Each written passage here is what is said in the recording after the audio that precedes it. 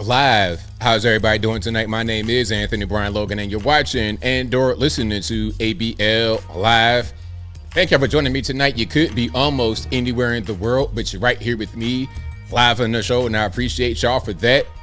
We got a whole lot going on all over the internet, all over mainstream media, social media, everywhere, and I don't know where to start. First of all, MS13DNC and the rest of the mainstream media on the left is crumbling. Rachel Maddow got a big pay cut, although she still makes $25 million a year to do a show once a week. Must be nice. We'll talk about that a little bit more a little bit later. Also, Matt Gaetz is out of the running to become the next attorney general, and he's also not going to take his office that he won during an election coming up in the 118th Congress in January.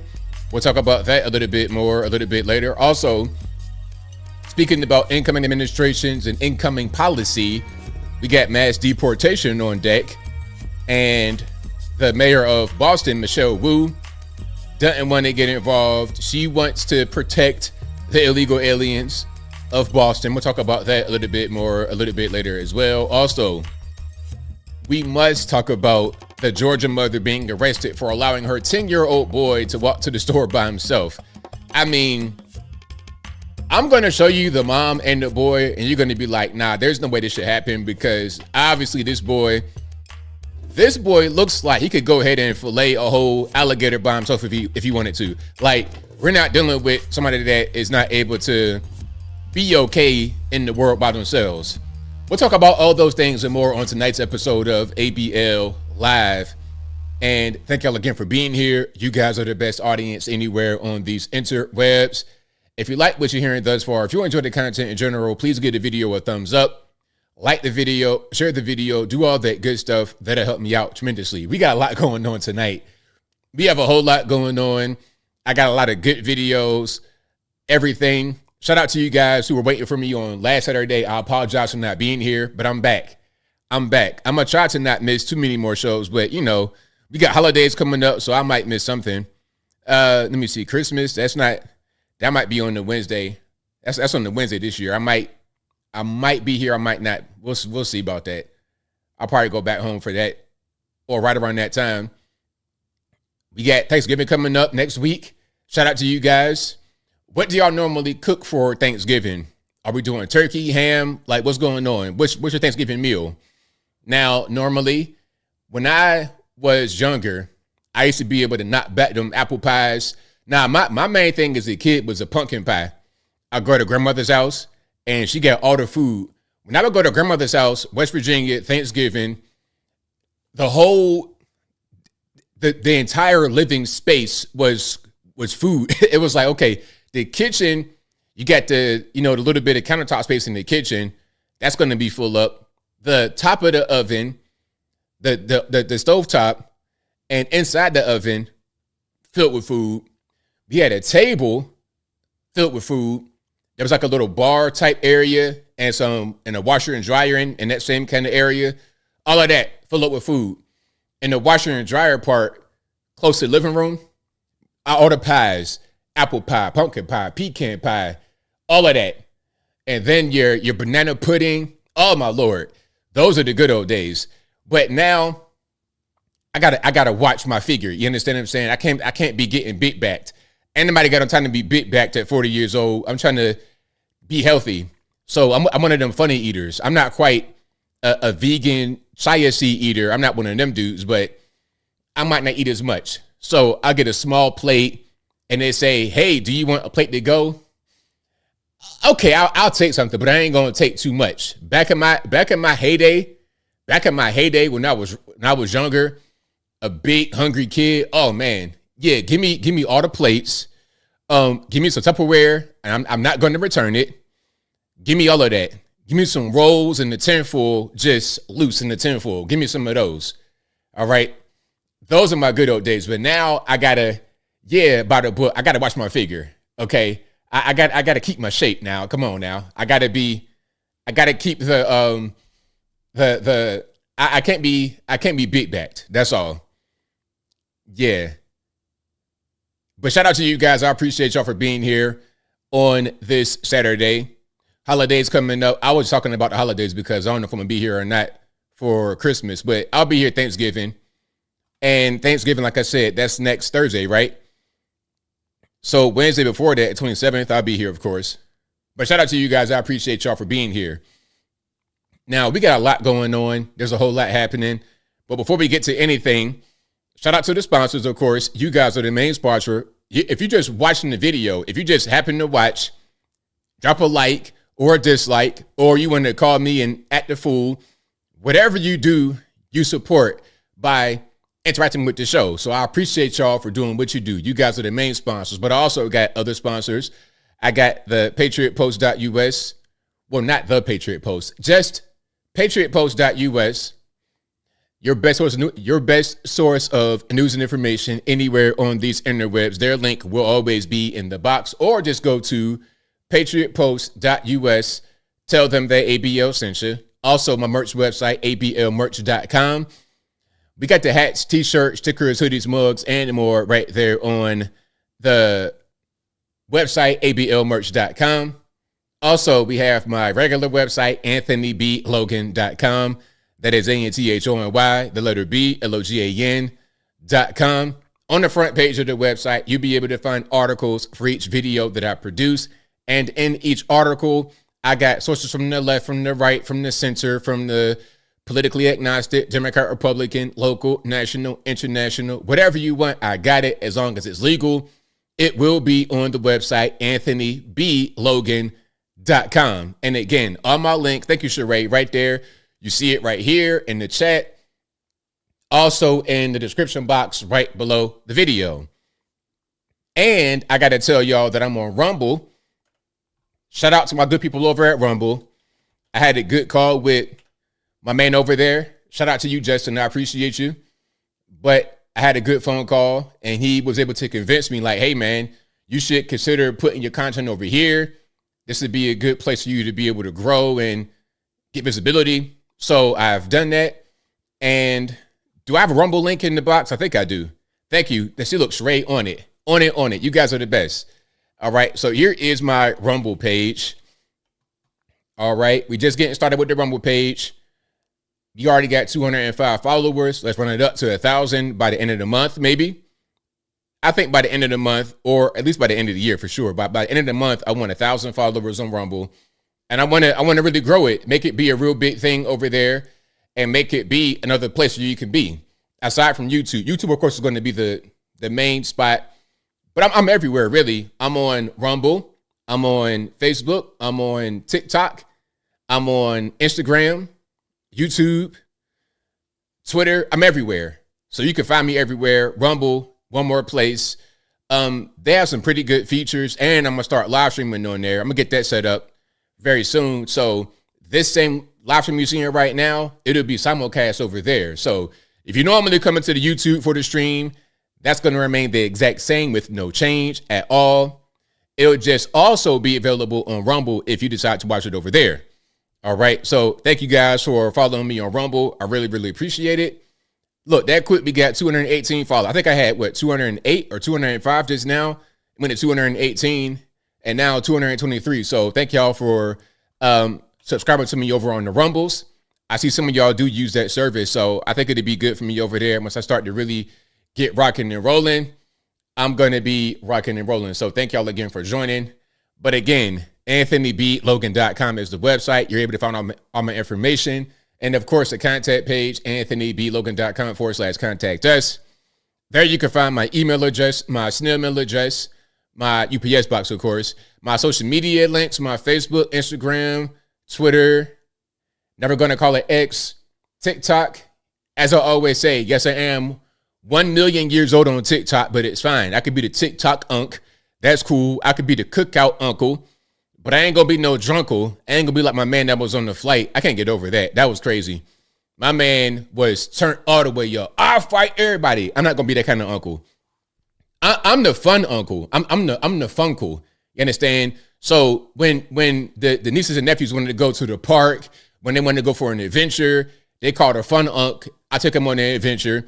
I ain't going to be the drunk unk at the barbecue trying to get a chicken leg to go when I ain't bring nothing to the table. I ain't bring no soda, no ice, no nothing. Okay. When you the broke person, what do you bring to the cookout? Ice, cups, plates. You ain't bring nothing, but want to take all the food with you. I'm not that guy. On TikTok, I'm the good unk. But follow me everywhere. And as I always say, if you're ever wondering if you're following me or not, hold on. If you're ever wondering whether you're speaking to me, not following me, speaking to me on the interwebs or not, a couple of, things to look out for. Number one, I'm never going to email you and ask you for something. I'm just not going to do it. My email's on my website. I might respond to your email, but I'm not going to just reach out and email a random person like, hey, you want to make some money? That's not me. So if you're in the comment section and you see someone with my face, my name, talking about can you send me some gift cards or email me on this 1 million digit WhatsApp number and let's talk there. It's not me. Okay. You're not going to hear their voice. And if you get them on the phone, you know how it's going to sound. You're going to sound like Ivan Drago. If he dies, he dies.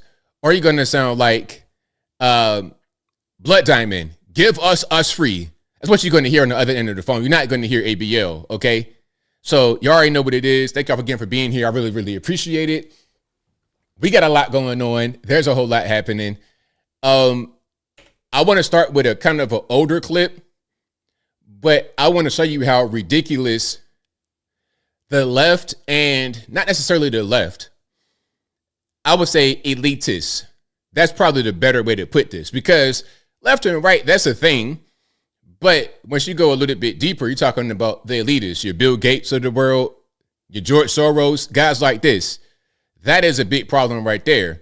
And a lot of elitism, although they may not necessarily be elite, but elitism has also infiltrated in the mainstream media.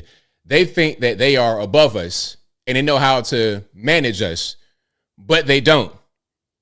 They don't. This election was a prime example of it. This was a prime example of it. They can't control us. They don't have dominion over us.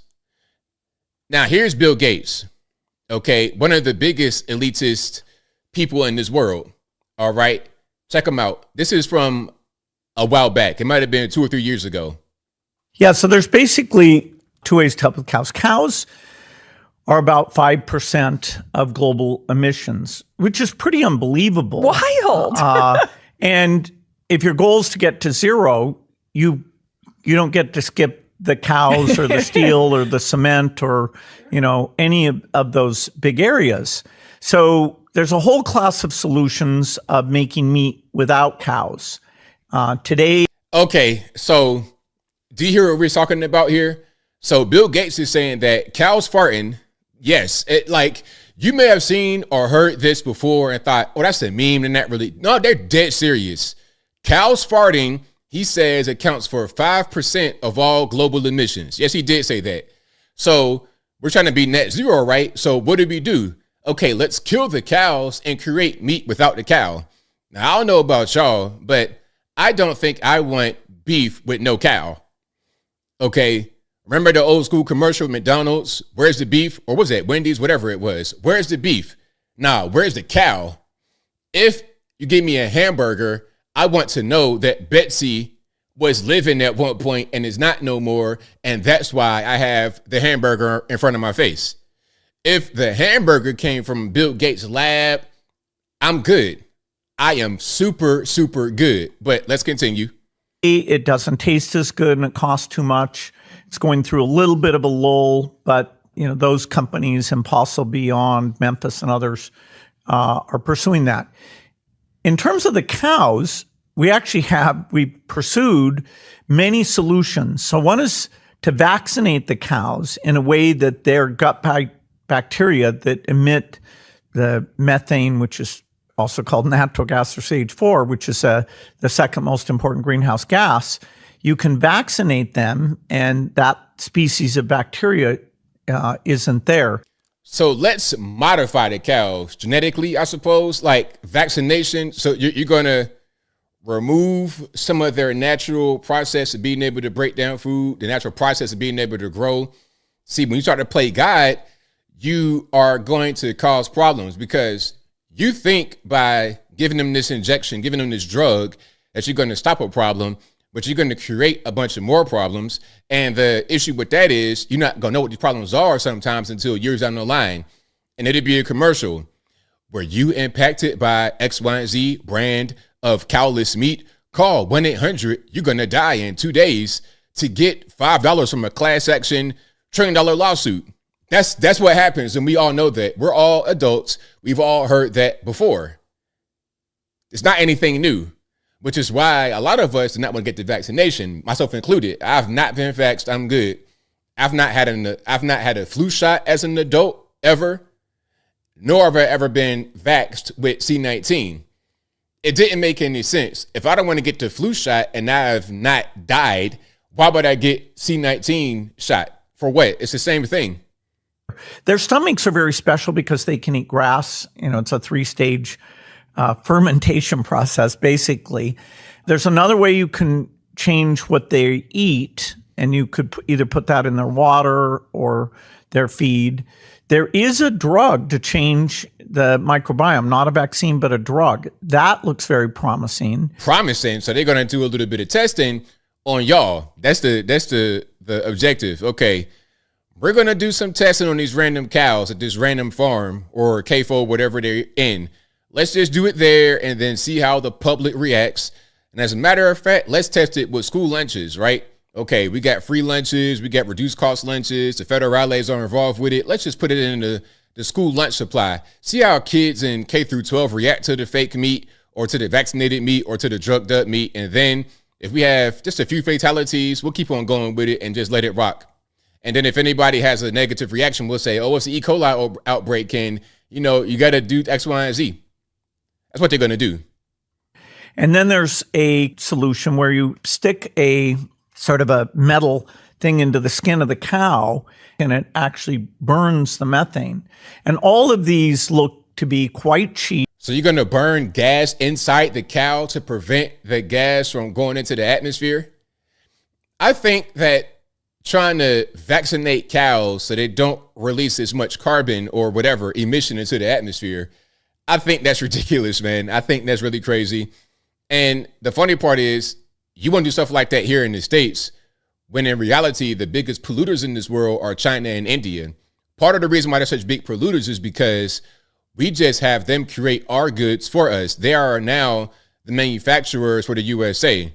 Rather than all of that being over here in the States, it's over there in their country. But the problem is you're not on a different world when you go to China or India. You're in the same world. We got the same atmosphere, the same rock, the same pebble in this place we call the universe.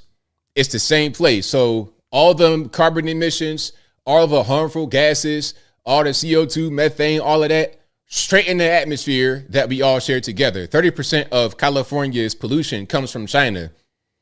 30%. Imagine how much trash is dumped in the ocean, all kind of just general waste, smoke, smog, all of that is going to come right over to the USA and throughout the entire world because of the atmosphere. But anyway, so yeah, that is a possible solution from Bill Gaetz to vaccinate cows and or to stick a metal rod in them and burn the gas, burn the methane right inside the cow before it gets out into the atmosphere. I mean, listen, I want my cow to just be a regular cow. I want Betsy to be out there unvaccinated, just living the good life. And then it's time to come to the table. Okay, Betsy. So look, you've had your fun. You've been out here in the meadows, enjoying life. Now I'm gonna need you to go over there right quick, talk to Butch. And you know what's going to happen. You're going to be made into briskets, steaks, everything. It's going to be good. Don't worry about it. Anyway, let's keep on rocking and rolling here. Let's go to the mainstream media a little bit. Oh, Neil deGrasse Tyson. This is a mess. I've not even watched all of this, but I've seen some of it. Now, this goes back to the people that think that they are elite.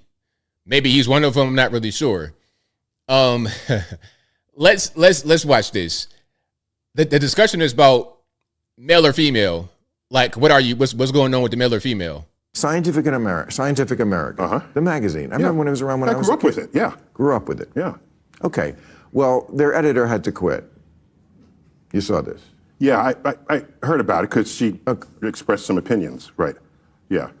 Okay, sure, but it sure didn't sound scientific. It didn't sound like the person I would want to be running Scientific American. Okay. It was a rant on Twitter. Okay, I could read it to you. It's really ugly, you know. Let's read it, Bill. Come on, let's get down to the context. I apologize to younger voters that my Gen X is so full of fucking fascists. Whoa. Okay, I'm not. Okay. I'm not a gasket right there. I'm not for. All right. Yeah. I'm not for canceling anybody on either side. Yeah. So But here's what I think is the scandal. What? This is in Scientific American. Yeah.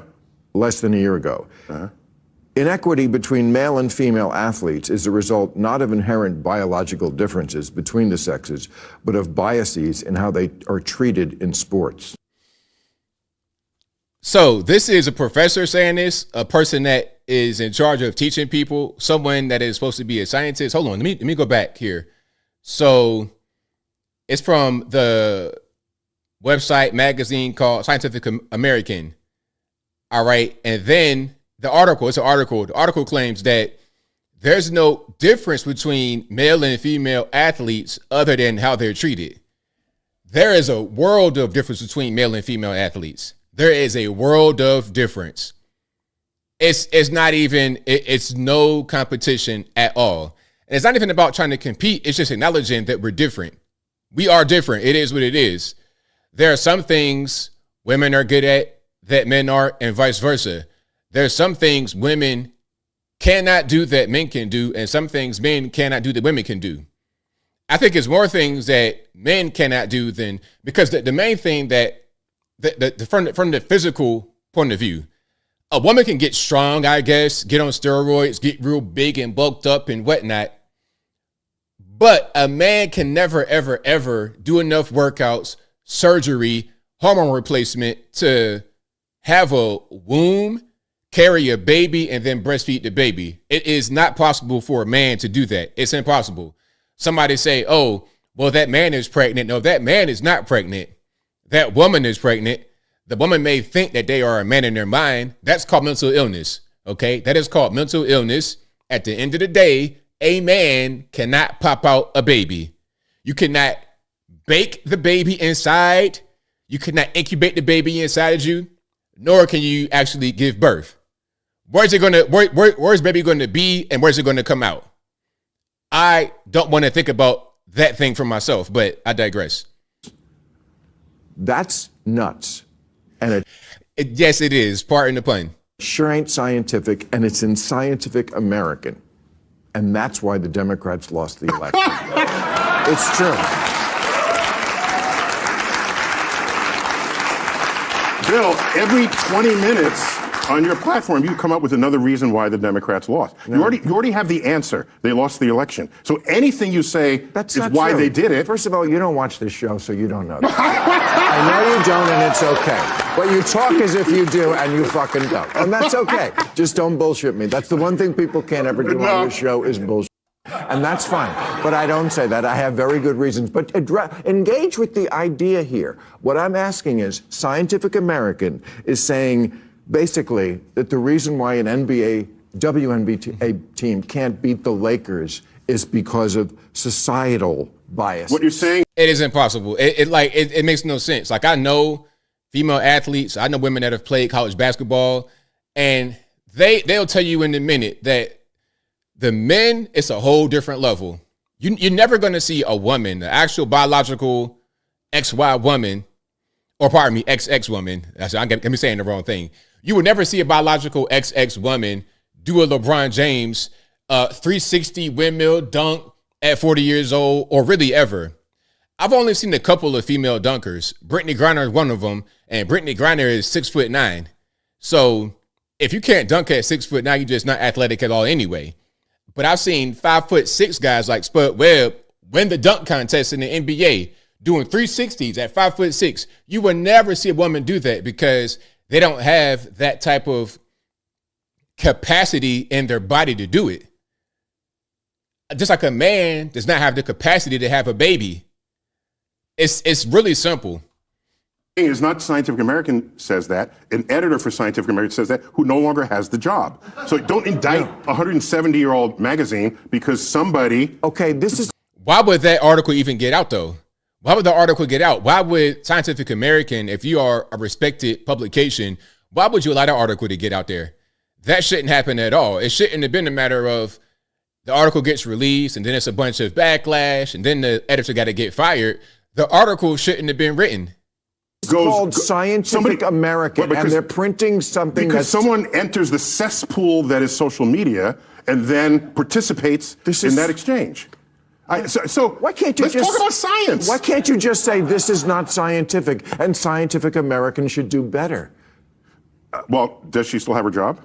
No, not because of this. I said the scandal is not her tweet. The scandal, because that was like a year ago. Was it? Which one was a year ago? I think a year ago, women still couldn't beat men in basketball or any other sport. And it wasn't because of society.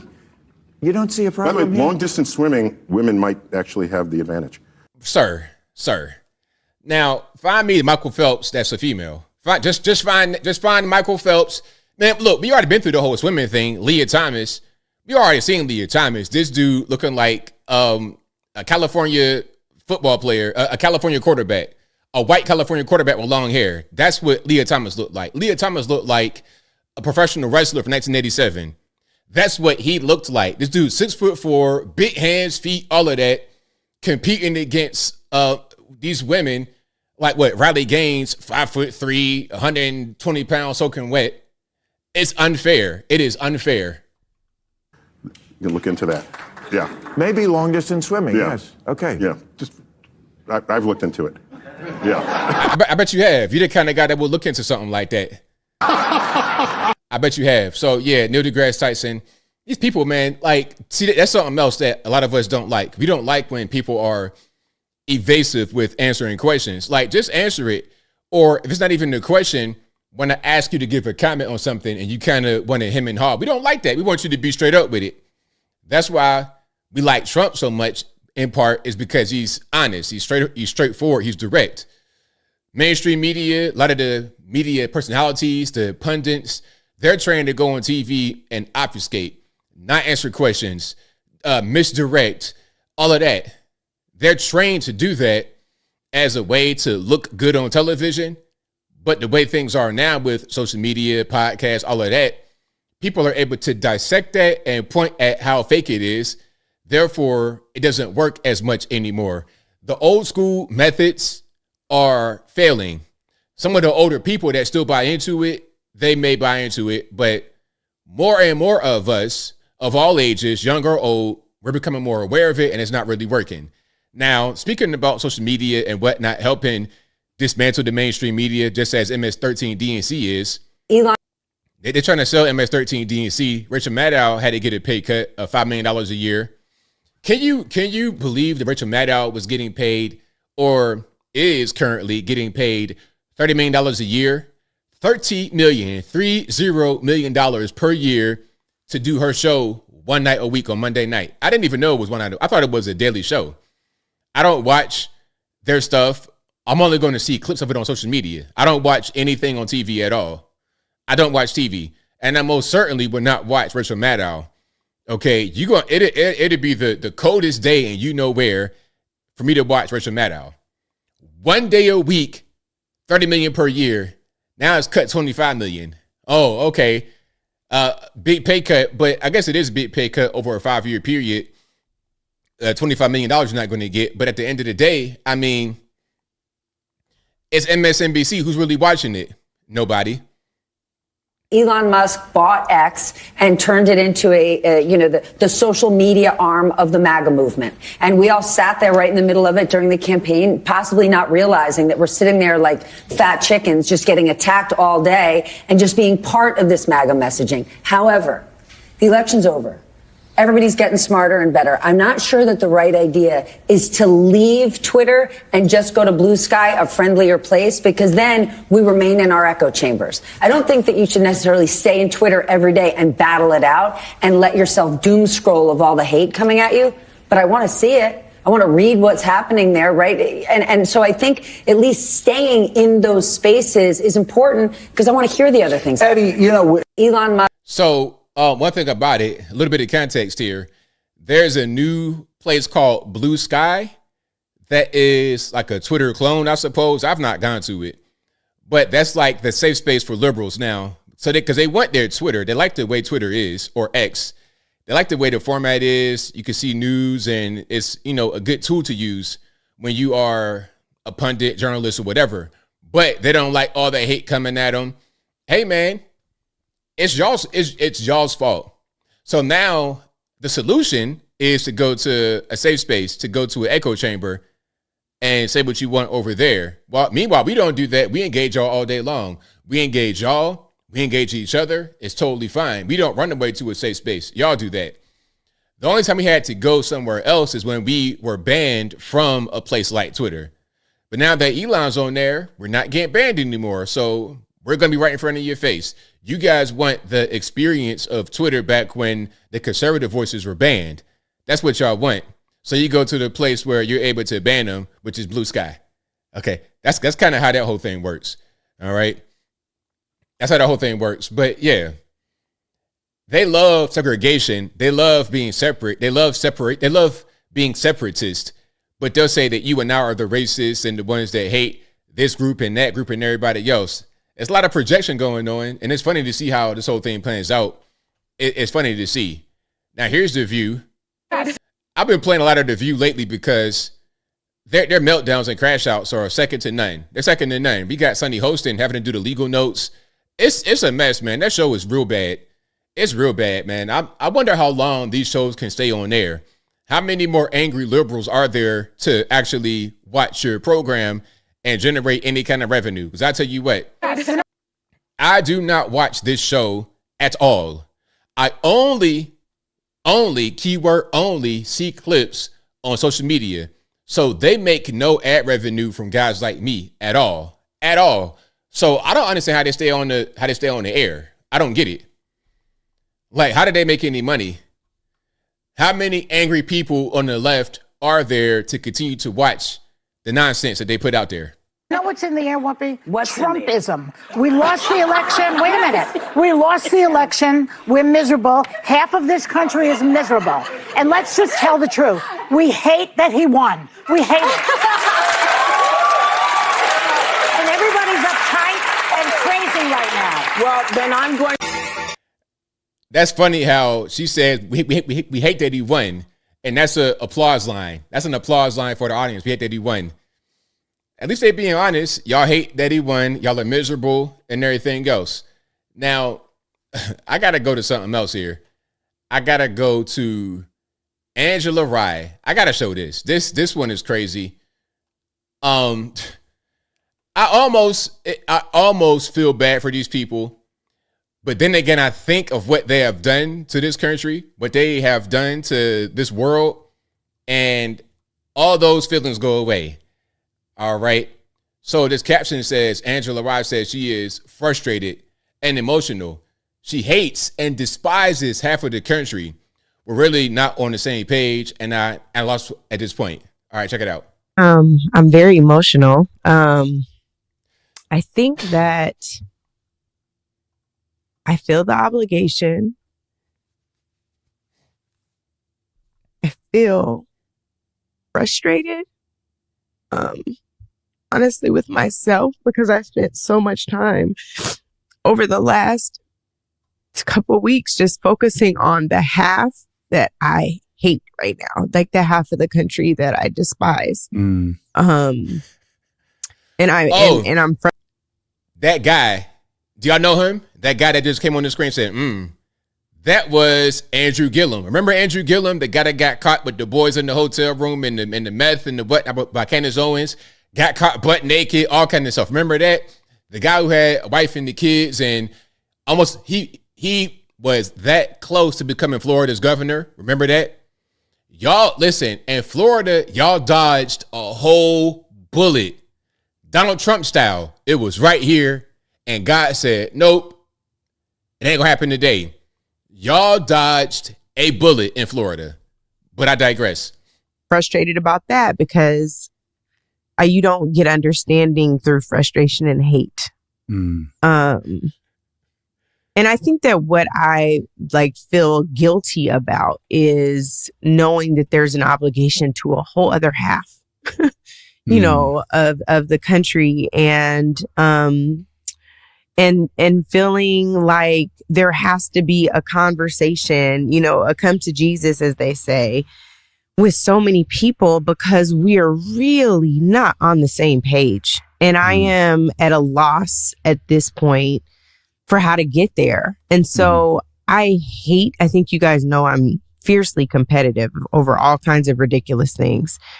But what I really don't like to do is I don't mind saying I don't know. I don't mind admitting I don't know. I hate not knowing for an extended period of time and feeling like the overwhelm of I don't know where to turn to find the answer. You know where you got to turn? Look within. Look within. Look in the mirror. Fix yourself. Fix your personal problems. And then you'll be able to come to some realization about what happiness is and the best way to go forward. Because right now you lost. You're following the bad ideology. You're following the a loser's ideology. So, of course, you're not really going to be feeling right. Of course. Now, hold on. Matter of fact, I have a picture. I got a picture of them. So they got a podcast called the Native Land Podcast. That's them, right? Okay. So you see Angela Rye, Tiffany Cross, and Andrew Gillum. All right. Now, he looks much different ever since he got caught with that man in that room. He looks much different. I guess he said he'd been delivered from that burden of having to live a double life. Wife, kids, family guy, good guy. And then, emergency, how can I help you? Yeah, we got some guys in the hotel room. They didn't overdose, and we got drugs everywhere. And these big, buff white dudes, these LGBT black liberal males love them some white guys. I'll tell you what, Juicy Smollett and Andrew Gillum, they love some white guys. That's their favorite. At the same time, talking about how bad the white man is. But anyway, I digress. If you like what you're hearing so far, please give the video a thumbs up. Like the video, share the video, do all that good stuff. That'll help me out tremendously. Now, Juicy Smollett, the charges, the case had been overturned. It is one of those kind of key moments of that era. And what was striking to me is that the Jussie Smollett of it all is still brought up today. Yeah. I mean, when Kamala Harris was running over the summer, she was ridiculed for this tweet that she put out saying, this was back in 2019, Jussie Smollett is one of the kindest, most gentle human beings I know. I'm praying for his recovery. This was an attempted modern day lynching. I'm not sure she, as far as conservatives were concerned, ever lived that down. Well, she believed it at the time, right? So are we trying to say that she's now vindicated because the case got overturned? I don't think anybody at this table thinks that Juicy Smollett didn't do what he did. I mean, we had the evidence. He did what he did. I don't know why they overturned it. They can say a reason why, but I don't think I'm believing it because the case was crystal clear. He should have went to the penitentiary, to be totally honest, because he was trying to start a race war at a very sensitive time in the country, trying to start a race war, and stuff like that makes actual crimes, hate crimes or whatever, seem like they're totally fake. Because we always see these stories. The lady on the side of the road with the redhead baby or whatever that was, Juicy Smollett. It was one guy talking about, yeah, they came in my shopping sprayed swastikas on my walls, stole my TVs, and they found a guy with the TVs from the wall that still had drywall on it because he just yanked them off the wall. He didn't even have the decency to just, kind of unhook it. He just yanked them off the wall. Had him in the back of his truck with a tarp over it. We always see these cases in the same way. It's fake, it's phony, it's a hoax. So why would anybody be in favor of the case being overturned?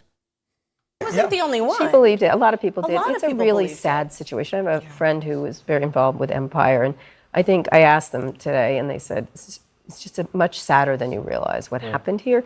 And I know, I don't think what he did was right in any way, and it was terrible that he did it.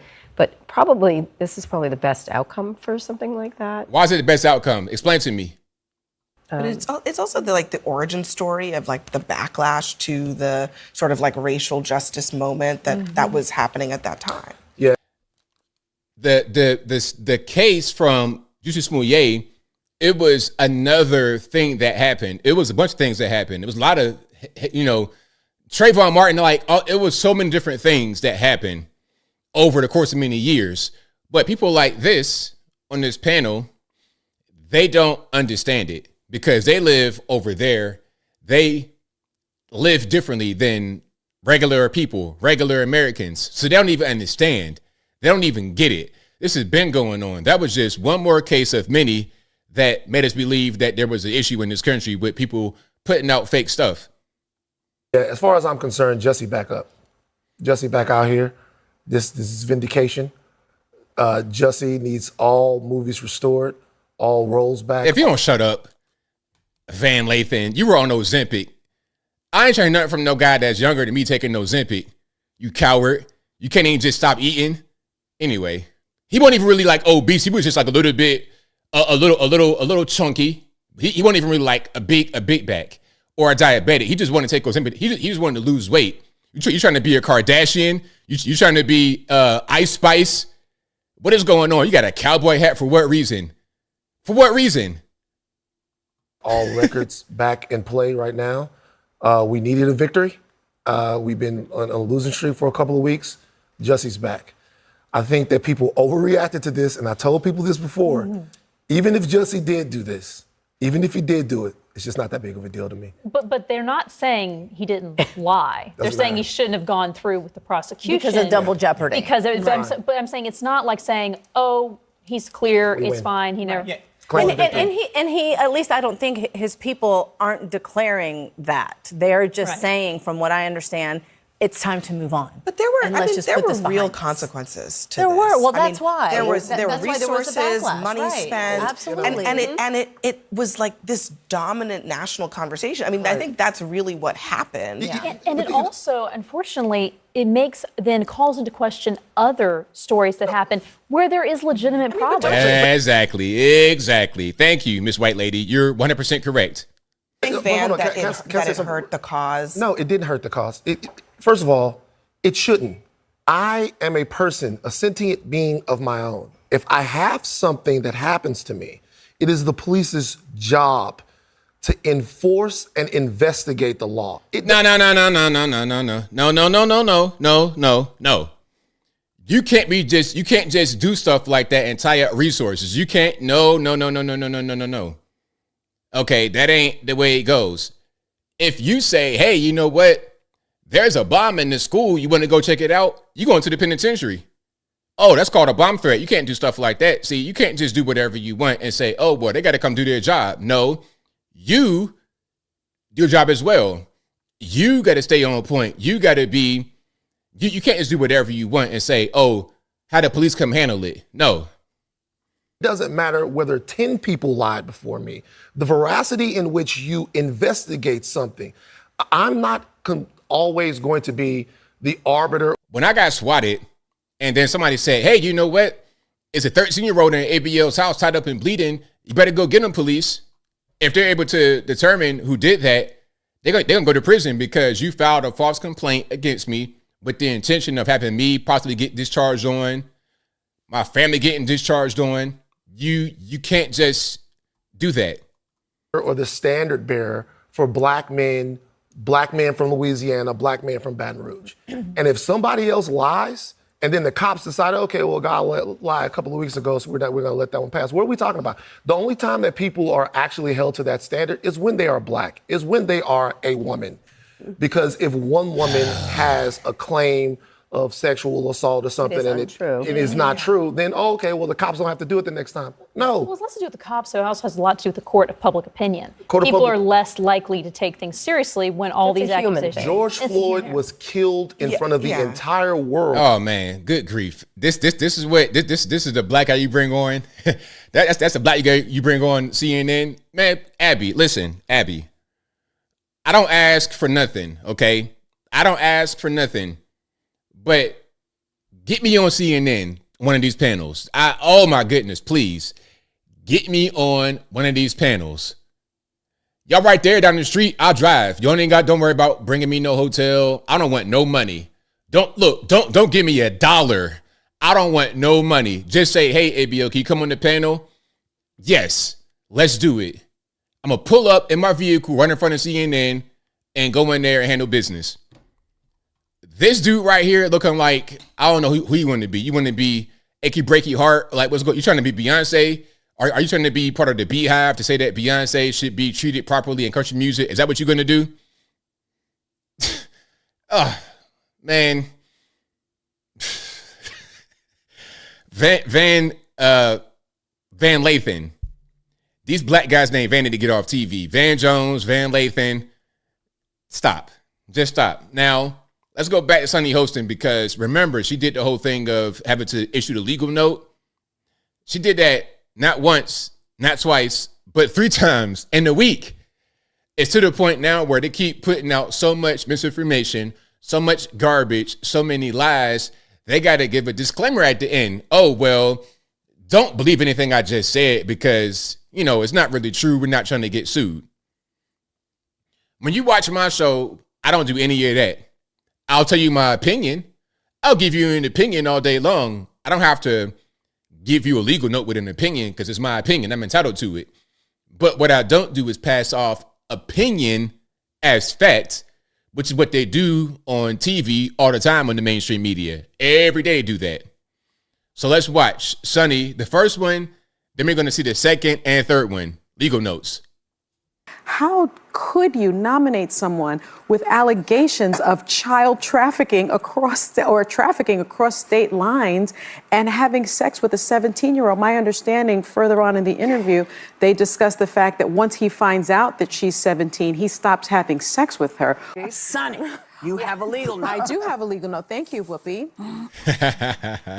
Matt Gaetz has long denied all allegations, calling the claims, quote, invented, and saying in a statement to ABC News that this false smear following a 3-year criminal investigation should be viewed with great skepticism. That DOJ investigation was closed with no charges being brought. All right, so that's the first one, but we got more. I have a legal note. You want to take this one, Joy, or are you Matt Gaetz. And the funny part is she tried to like smile during it, trying to get a little fake smile. Because we saw how bad she looked in the other one, the scrunched up face. So now it's like we're giving the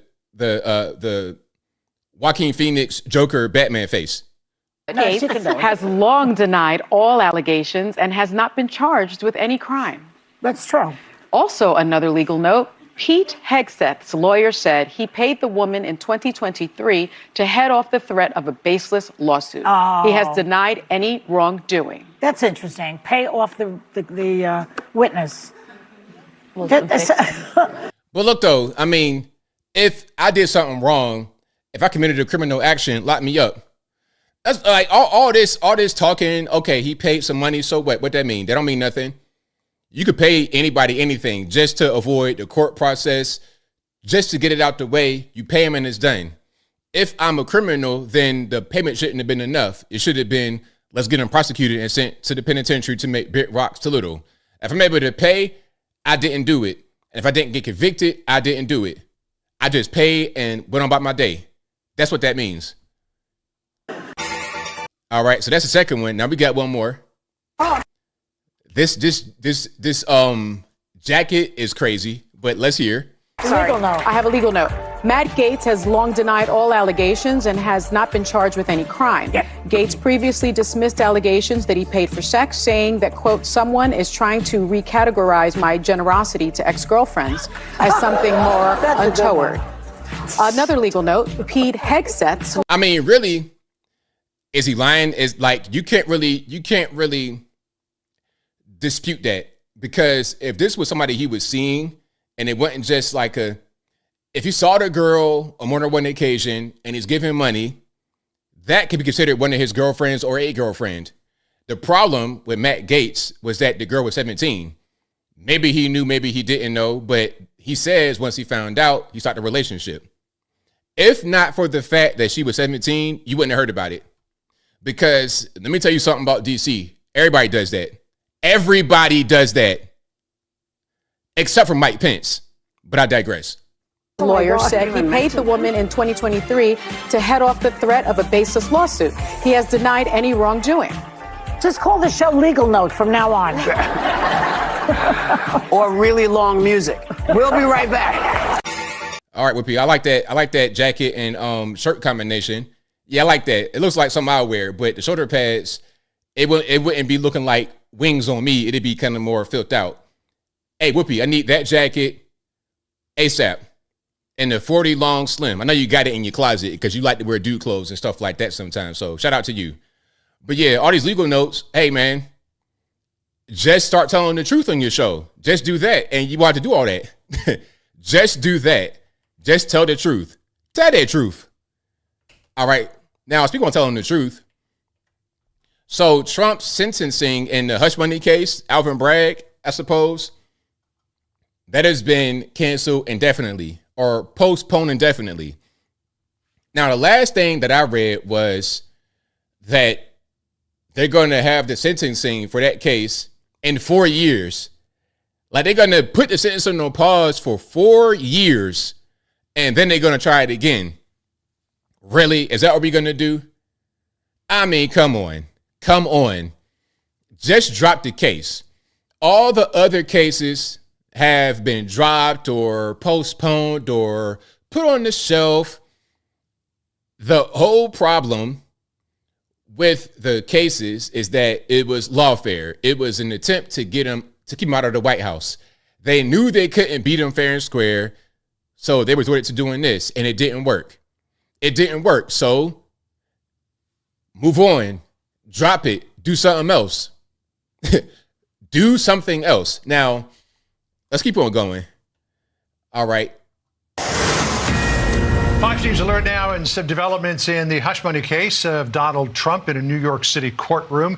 The New York judge, Juan Merchan, has granted Trump permission to file a motion to dismiss that case. He's already said that he was going to delay sentencing for a little while. He says now that he is going to delay sentencing even further. How long this goes on is anybody's guess at this point. Obviously, the judge is going to consider this motion to dismiss. Alvin Bragg, the Manhattan DA, agreed that Trump's attorneys should have an opportunity to file a motion to dismiss to be considered by Judge Merchan. But here's the thing, is that Bragg and his office are willing, if Judge Merchan does not grant the motion to dismiss, Bragg and his office are willing to wait until January 20th, 2029 to resume this case. 2029, really? For the case that shouldn't have been brought to begin with, hush money. Listen, like, I want to know what crime was committed. Seriously. Election interference, campaign finance, some stupid stuff. Look, man, I can give you a gift. Yo, take that money. Don't say nothing. It shouldn't have been a crime. We ain't talking about sexual assault. We ain't talking about money laundering. We ain't talking about stealing no money. We ain't talking about nothing. Hey, I got some money. Take that, be quiet. That shouldn't be a crime. Now, somebody might get offended by that morally if you want to do that, and that's fine. Everybody got the right to be offended. Okay? You could be offended at anything in this world. You could be offended by ice cream that don't taste good. That's totally fine. But that's not enough to get locked up. They said that they're willing to put it on hold for more than 4 years and then start it all back up again when Trump leaves office. I mean, that is, by any stretch of the imagination, unprecedented in American judicial history. And Trump is 78 years old, if I'm not mistaken. Let me make sure I'm saying the right thing. Yep, 78. He'll turn 79 in June 14th of next year. He turns 79. So by the time they bring that case back, you're talking about he'll be well into his 80s already. So very soon, we don't know when Trump's attorneys will file this motion to dismiss, but we should hear very soon. And then we'll get Judge Merchan's decision on it after who knows how long. Jillian? They may be filing it as we speak. It could be. So, yeah, that whole thing is a mess. At the end of the day, hold on. That is for Trump, who defeated all the cases. He won all the cases, everything. And I knew I knew from the beginning that it would be that way. I knew that it was just a way to keep him tied up in the court, spending money. But ultimately, it didn't work. The left, the Democrats should do something different. What they have been doing has not been working. You're trying to lie to us. You're trying to gaslight us. You're trying to manipulate us. You're trying to lock people up. Lawfare. You got malls in jail. You try to put Trump in jail, taking this mugshot. All we did with the mugshot was put it on the T-shirt. I'm seeing black guys, like real hood guys, like guys I grew up with Trump mugshot shirts on. It only be the guys like Roland Martin and these other cornballs that are just not even part of our community at all that want to talk about Trump being the orange man bad. It's only them that do that. It's only them.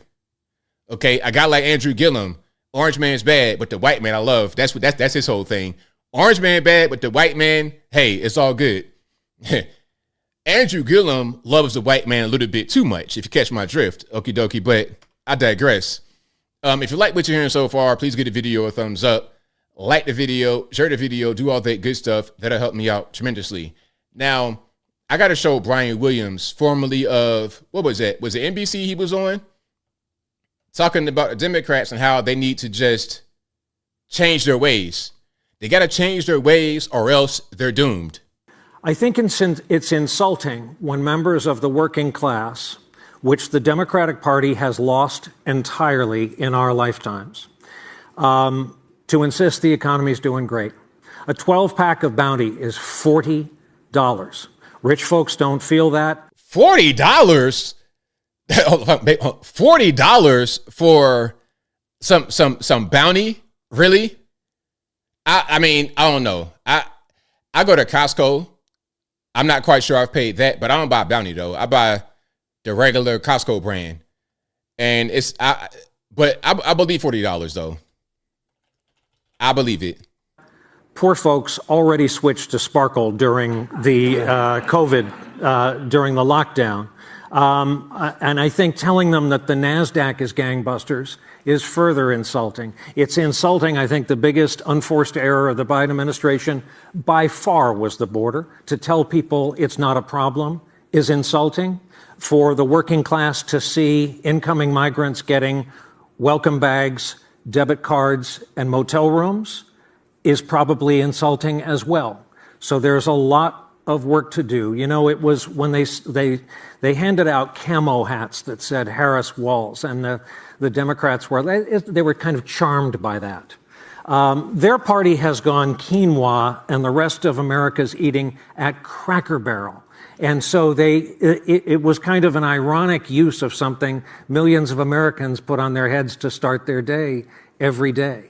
Yeah, they need to reach out to America again and be less about what's called suicidal empathy, worrying so much about minority groups in society and in your party that you win the argument, but you don't win the election.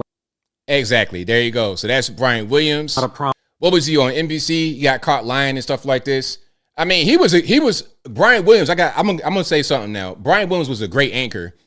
He just got caught up with some Tampon Tim type tall tales. You understand what I'm saying? Say that 5 times fast. Tampon Tim tall tales. Tampon Tim type tall tales. That's what he did. That's why he's not really the way he was. But he was a great anchor. And what he said right here is correct. Democratic Party, they think that they are elitists. Well, as my main man Yuri Bezmenov said, those will be the main ones line up on the wall and delete it after they are no longer useful. That's what happens. So before that happens, take a step back and reevaluate. You want to keep doubling down on what you've been doing, it's not really going to work. It's not going to work. People are starting to see that, you know what, I don't like that. I'm going to do something else. So we're gaining more leftists, more moderate, liberals, independents. We're gaining them. And we are energizing the base we already had. That's why we'll continue to win. We'll win. We just won now in 2024, again 2028, and it'll keep going. So if they want to just die off, that's fine. I'm not really getting in the way. I say go ahead. I say go ahead and keep saying stuff like this. This is Joy Reid. Keep saying stuff like this if you want to not be around anymore. Matter of fact, Joy Reid, everybody on mainstream media, if you want to keep losing, keep doing what you're doing. People are rightfully alarmed. They have a reason to be alarmed. And if you would vote for that, people may not feel so confident that they're safe with you. This is not crazy. This is legitimate feelings of fear of you and a feeling that you might not be someone they could trust. If this thing goes way south, autocracies go south real fast and things get ugly and people get asked to do things. But why are you whispering though? You see what I'm saying? It's like you're being dramatic. Like you just like you are having a secret slave meeting and you don't want Master to hear you. It's 2024. I promise ain't no Master, ain't nobody trying to come get you. All right, you're not Malcolm X with the pistol or the rifle by the door. You're not that. You're just in your house chilling. Why are you whispering? And turn people in and point people out and turn on them. And if you're voting affirmatively, gleefully for this, and people might, may not feel so confident in you anymore. That's real, and you kind of have to live with it.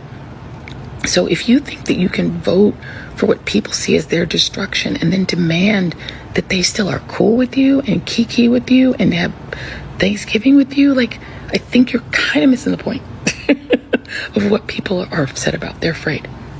So basically, you know what? If your family member, friend, somebody voted for the orange man, don't laugh and be in their face and have a good time and have dinner with them Thanksgiving. Don't even do it. Just disengage. That's her advice. Now, me, I've never been the kind of person to alienate somebody because of who they vote for. You want to vote for Trump or Kamala, whoever you want to vote for, it's cool with me. I would hope you want to vote Trump. That'd be great for me. That'd be fantastic. But if you don't, okay, that's fine too. That's your right. Hopefully you change. But if you don't, what am I going to do? The main thing is, are you a good person, bad person? Do we get along? Are we able to communicate? That's really what matters. All the other stuff, it's not as important as me knowing you. If I know you for 20, 30 years, childhood friend or something like that, why would I let the election get in the way of our relationship? Why would I do that? It doesn't make any sense to me. Anyway, let's keep on rocking and rolling. We got a whole lot to get through. There is a whole lot going on. All right. Matt Gaetz. So as I was saying earlier, Matt Gaetz dropped out. Matt Gaetz. I don't like Matt Gaetz. I'm gonna just say it. I was trying to be kind of diplomatic with Matt Gaetz, but I saw this whole thing coming. Right when Trump selected Matt Gaetz, I was like, uh-oh, it's gonna be a problem because, all right, the allegations against Matt Gaetz, he's not really going to be able to totally refute upon examination and a hearing. So look, when Trump nominates Matt Gaetz to become Attorney General, it's not complete. You got to go through a process, a Senate confirmation hearing, and they have to confirm him. Now, we have the majority in the Senate, but you still got to get everybody on the same page on our side. And it won't be enough because of the allegation. Listen, when he goes into that room to get confirmed, if he was, it was going to be a dumpster fire. It was going to be a complete circus. It would have made the Brett Kavanaugh thing look like Cirque du Soleil, a beautiful circus rather than just like some carnies that got a sick elephant and a half-dead tiger. I don't know. It would have been a mess. Because here's here's a scenario. You get in the room, here go Matt Gaetz sitting down. Matt Gaetz, did you or did you not have sex with this 17-year-old girl on this day at this time? Yes or no? He gonna start stuttering.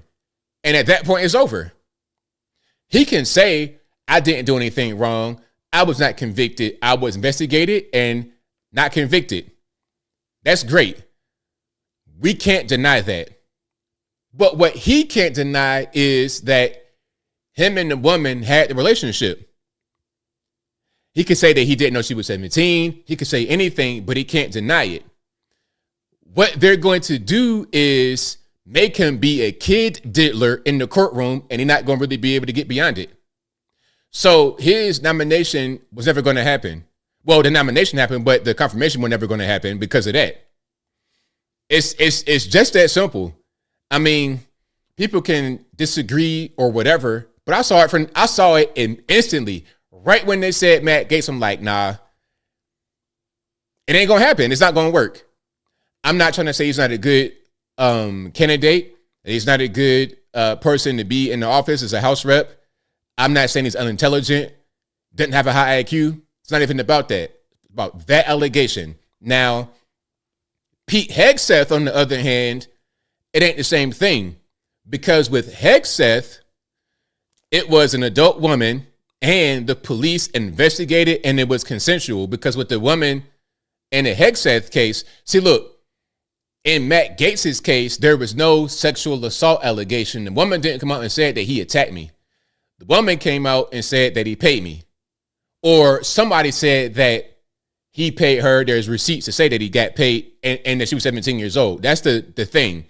But there was no, oh, he attacked me, he drugged me. With Hegseth, the allegation is that he drugged the woman and took advantage of her in the hotel room.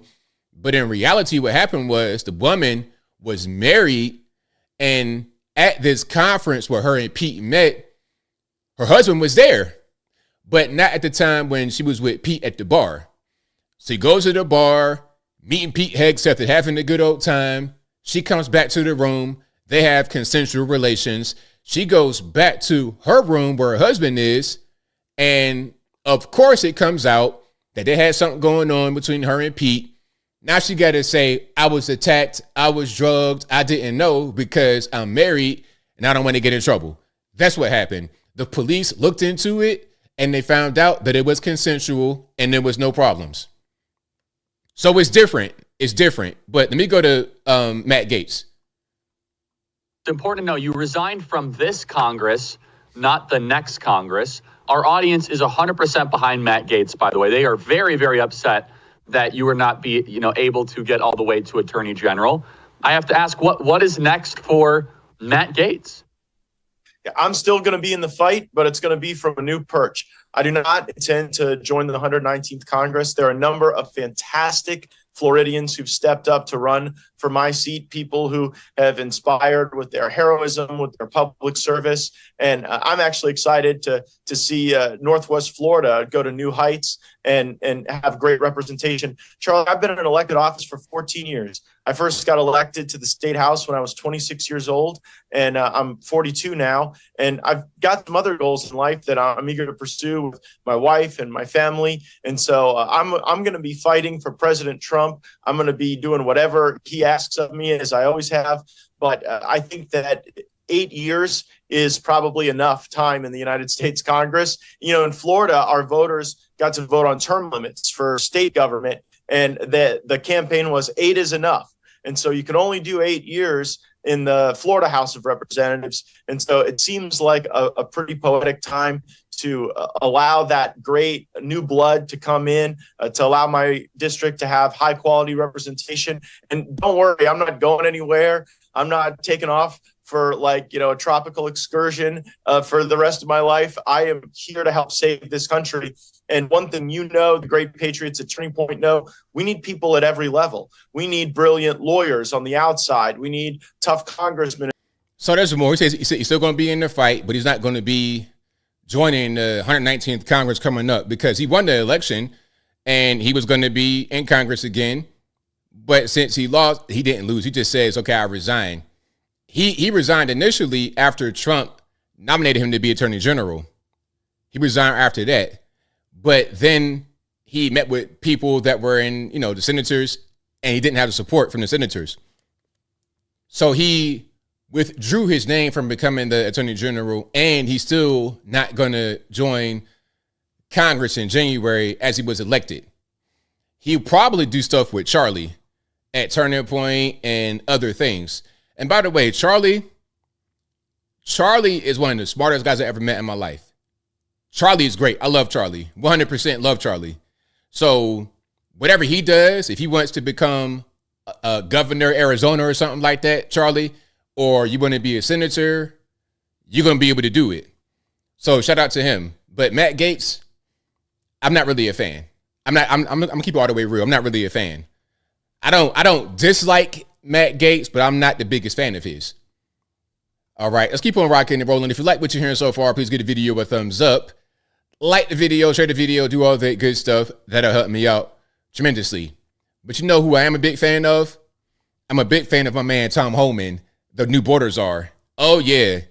Tom Homan, that's my guy right there. That is my guy. Check him out. If you're in the country illegally, you're not off the table.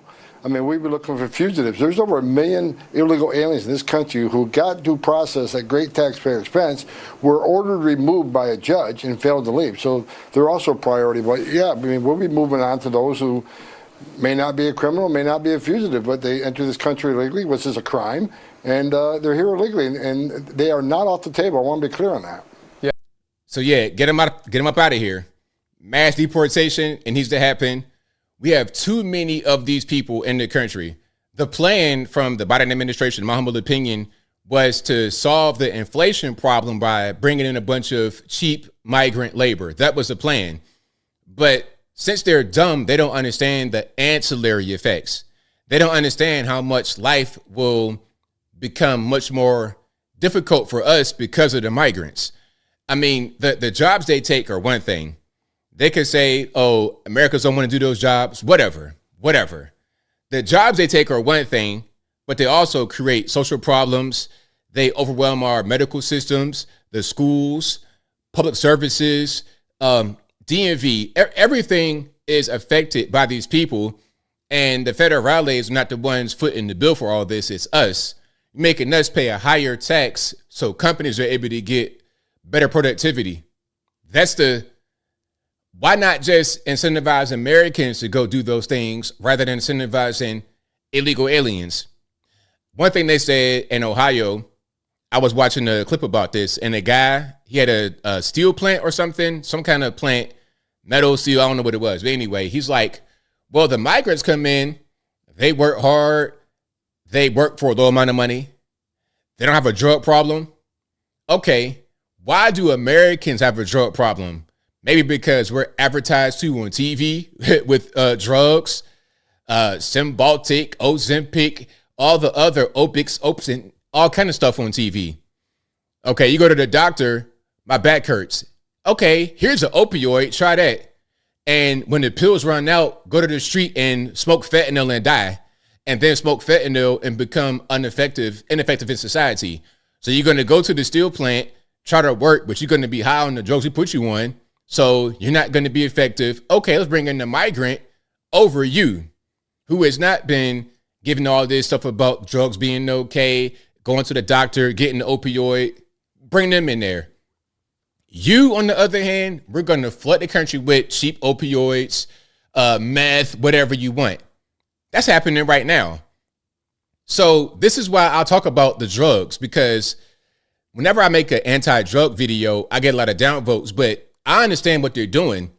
You see, a way to defeat a people from the inside without firing the shot is by damaging them with drugs. If you just allow our nation to become awash in fentanyl and meth and everything else, it's going to weaken society overall. Therefore, you are less likely to be intelligent enough to make a decision about who to vote for. You're not going to be voting at all. You're going to let the elite class do whatever they want to you. Okay, bringing in the migrants, making life more difficult. That's how the whole thing goes. Neighborhoods become more dangerous. People become less productive.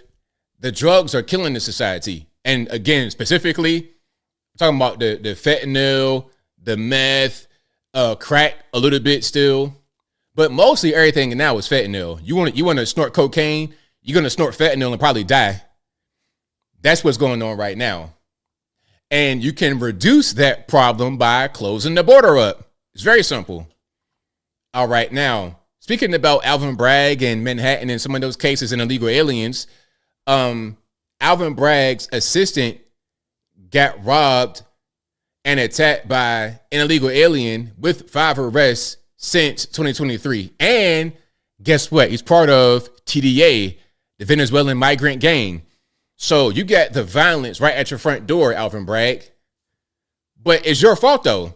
If I'm the assistant, I blame you for it. I blame you and everybody else that wants to open borders and whatnot. You want to try to prosecute Trump, and Trump was the guy trying to close the border up. Meanwhile, your own assistant almost got deleted by the very same guy that Trump tries to keep out. I don't think she would be against mass deportation if it included the guy that tried to delete her. Let's watch this. A smiling Brandon Somoza being led out of the Midtown South precinct on West 35th Street this morning.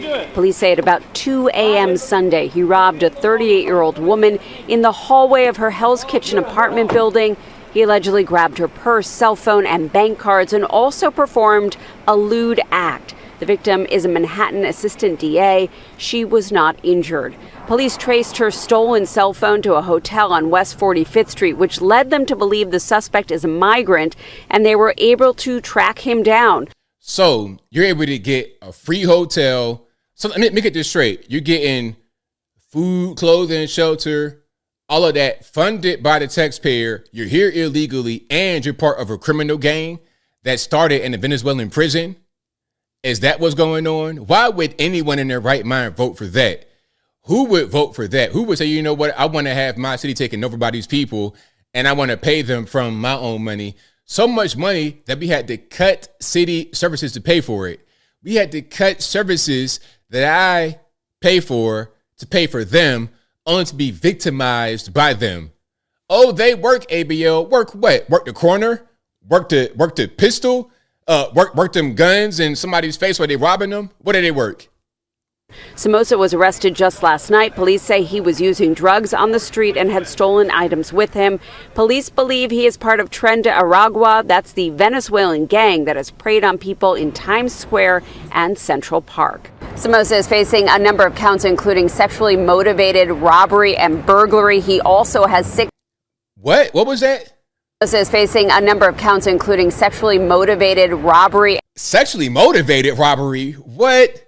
Well, I guess because of the lewd act. He took his stuff out or whatever. And burglary. He also has 6 prior arrests, all from this year on similar crimes.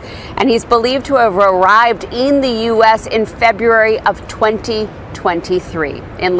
Under the Biden-Harris administration, sure did. And we were trying to tell people, we're trying to warn them. It's like, look, man, you're going to have some problems. Oh, you're racist. Let everybody in, all this, that, and the third. Well, so now the Philippines are urging the 300,000 migrants possibly to self-deport.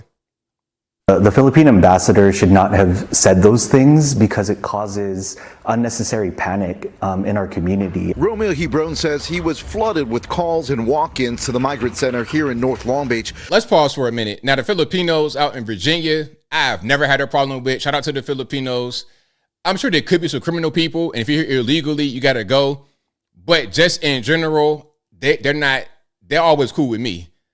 Okay, but if you're here illegally, I don't care if you're cool or not, you gotta get up out of here.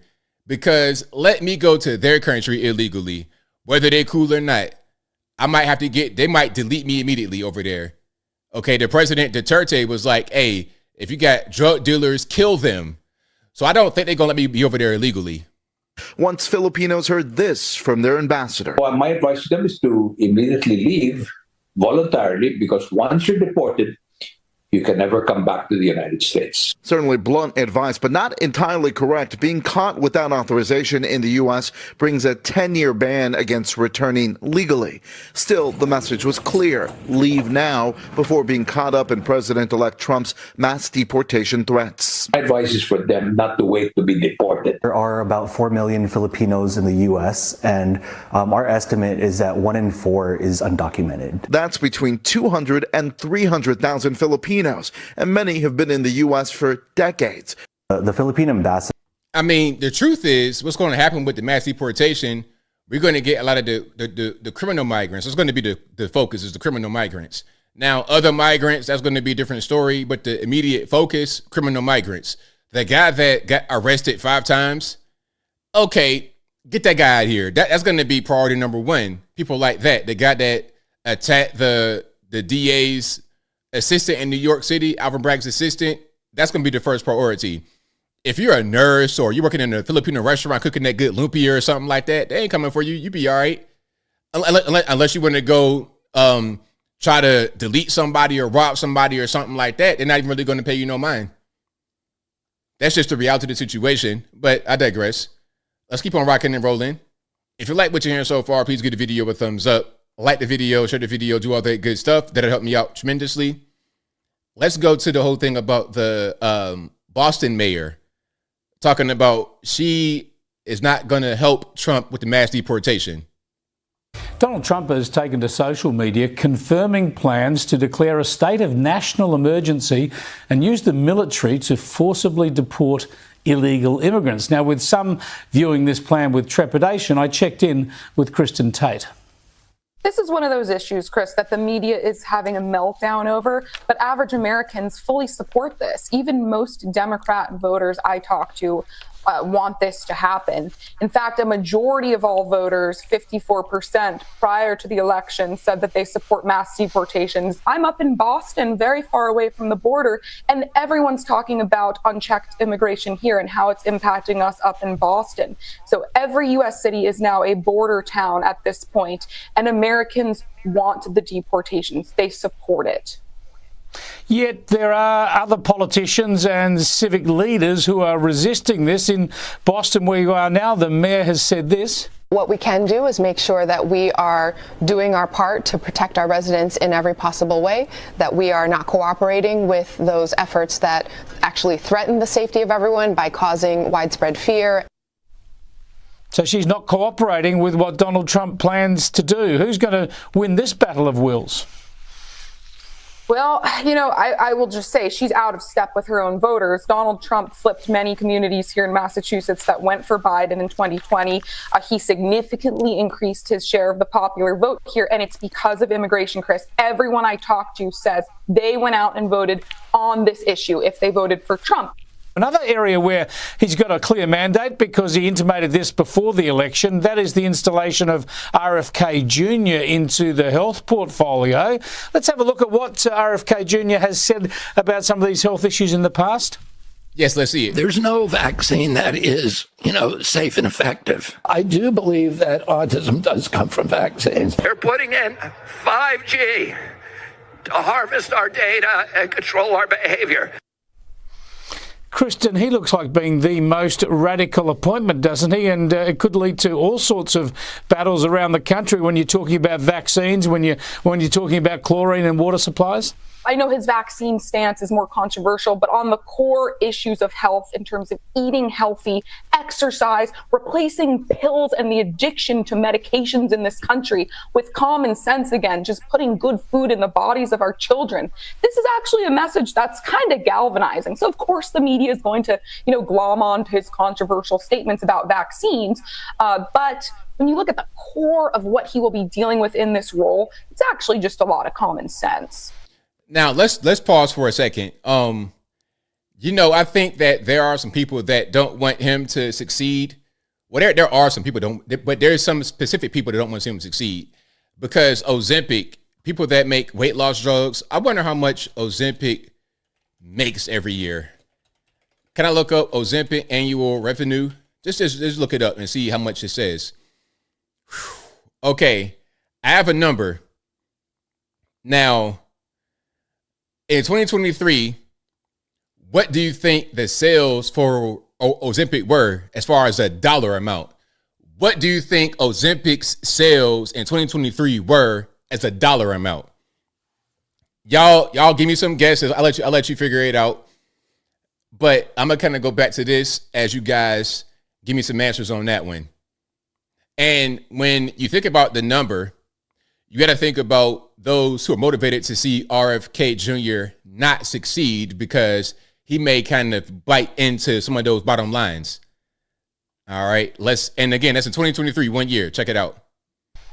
Yeah, coincidentally, his cousin, Caroline Kennedy, who has been serving as the US ambassador to Australia, she gave a farewell speech effectively yesterday. Here's what she had to say. I think Bobby Kennedy's views on vaccines are dangerous, but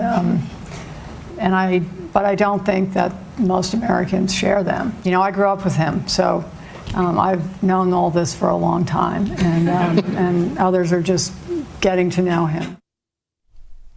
Okay, so the number 13.4 billion.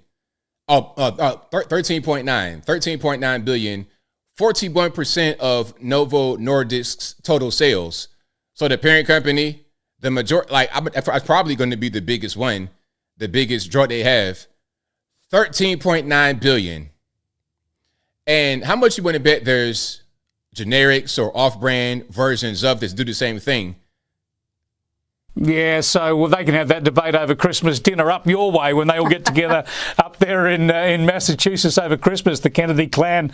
I want to get on to more reactions to what's happened with the election, and there's this classic bit of television from an MSNBC, shocking lefty outfit, as we all know, and a couple of their... All right, there's more, but I ain't going to play the whole thing. Shout out to Sky News in Australia, in the land down under.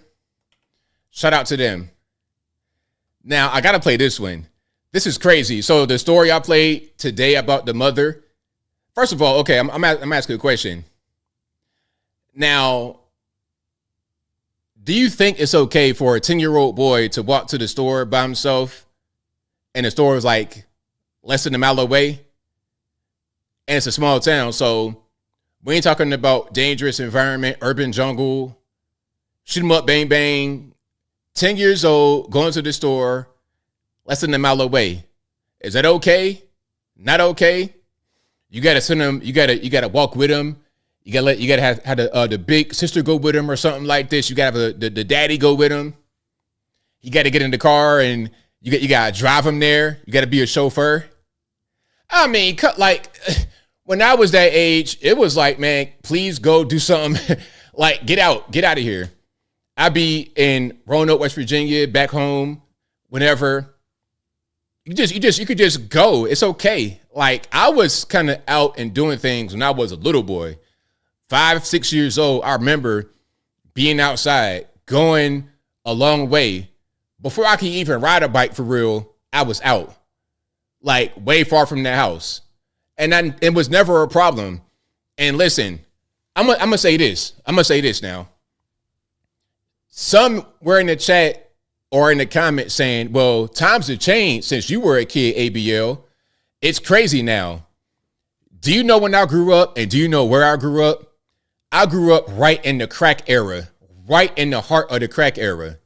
I used to see like visible crackheads outside when I'm outside playing. I used to see them.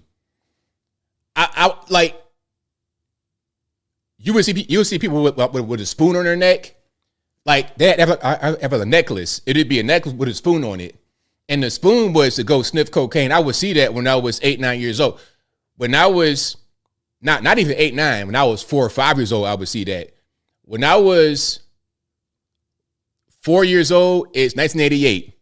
The height of the crack era. So it was very dangerous back then. Now compared to then, it's nothing. It's nothing. Now it's like it's easy. It's a cakewalk. So I don't hear this. Oh, it's different times. Yeah, it's different. It's much safer than when I was a little kid in the hood out in Virginia during the crack era. Oh man, like y'all kids got it easy now.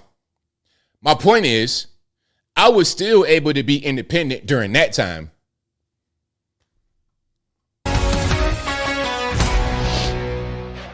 A mother of 4 was arrested and could face a year in jail after her then 10-year-old son was walking alone in their small town in Georgia. You're under arrest. For what? For the incident we talked about earlier today. What am I under arrest for? For reckless endangerment. And how was I recklessly endangering my child? We're not talking about it. So we're going to call mommy and tell them they're taking you to jail because you decided to walk down the street. Let go of your hands. That's not his fault. Brittany Patterson and her lawyer David DeLugas joins us now. Wow, Brittany, David, I'm so glad to have you on. Brittany, I can't tell you how outraged I am looking at that video of you being arrested. By the way, this is the same government. I know this was a state government, but our country allows children to walk across our border alone. And your child was going to the grocery store in a little town. Just before we talk about what happened, how traumatizing has this been for your family? It's definitely been a little traumatizing. My kids have never seen anything like that or been exposed to anything like that. So really their first encounter with police or law enforcement to see them taking their mother out of their home in handcuffs, I think was pretty traumatizing. So your son was 10 years old. You didn't give him permission to go, but had he asked you if he could walk to that store, would you have allowed him to go? I probably would have, yeah. And so why do you think law enforcement is pursuing this? And I should let people know, law enforcement says they'll drop the charges if you agree to put a GPS tracker on your son's phone, on your phone, so you can track your son. Why is law enforcement pursuing this? What is going on in this town? Now, look, they're going to show the boy get out the car. You see him right here. That's the boy. He's blurred, but you're going to see him. And you're going to realize that, hey, this kid can probably work on carburetors and, he could be out there cutting grass. He could be out there roofing houses, all of that. I don't know. I can't begin to understand what's going on in their minds. Look at this boy. Do you see this boy right here? Do you see him with the phone in his waistband? Shirt, his t-shirt is tucked in his jeans. He has a belt on. Listen, this kid is okay. He's going to be able to go to the store by himself. This kid probably is like a pawpaw when he talks. Okay, we ain't talking about some little immature. Listen, parents, they know their kids. You know which kids cannot be left unattended or they're going to cause a problem. You know which kids are going to be okay, independent. This boy right here, come on now. Come on. Really? The police? So that's a mystery to me as well. Look at this. Look at his shoulders, man. Come on. Come on now. Be for real. Be for real. Really? You gonna arrest the mom for letting this boy go to the store? Man, please. If this is my boy, he'd be in the house painting. He'd be in the house laying LVT in the bathroom, all of that.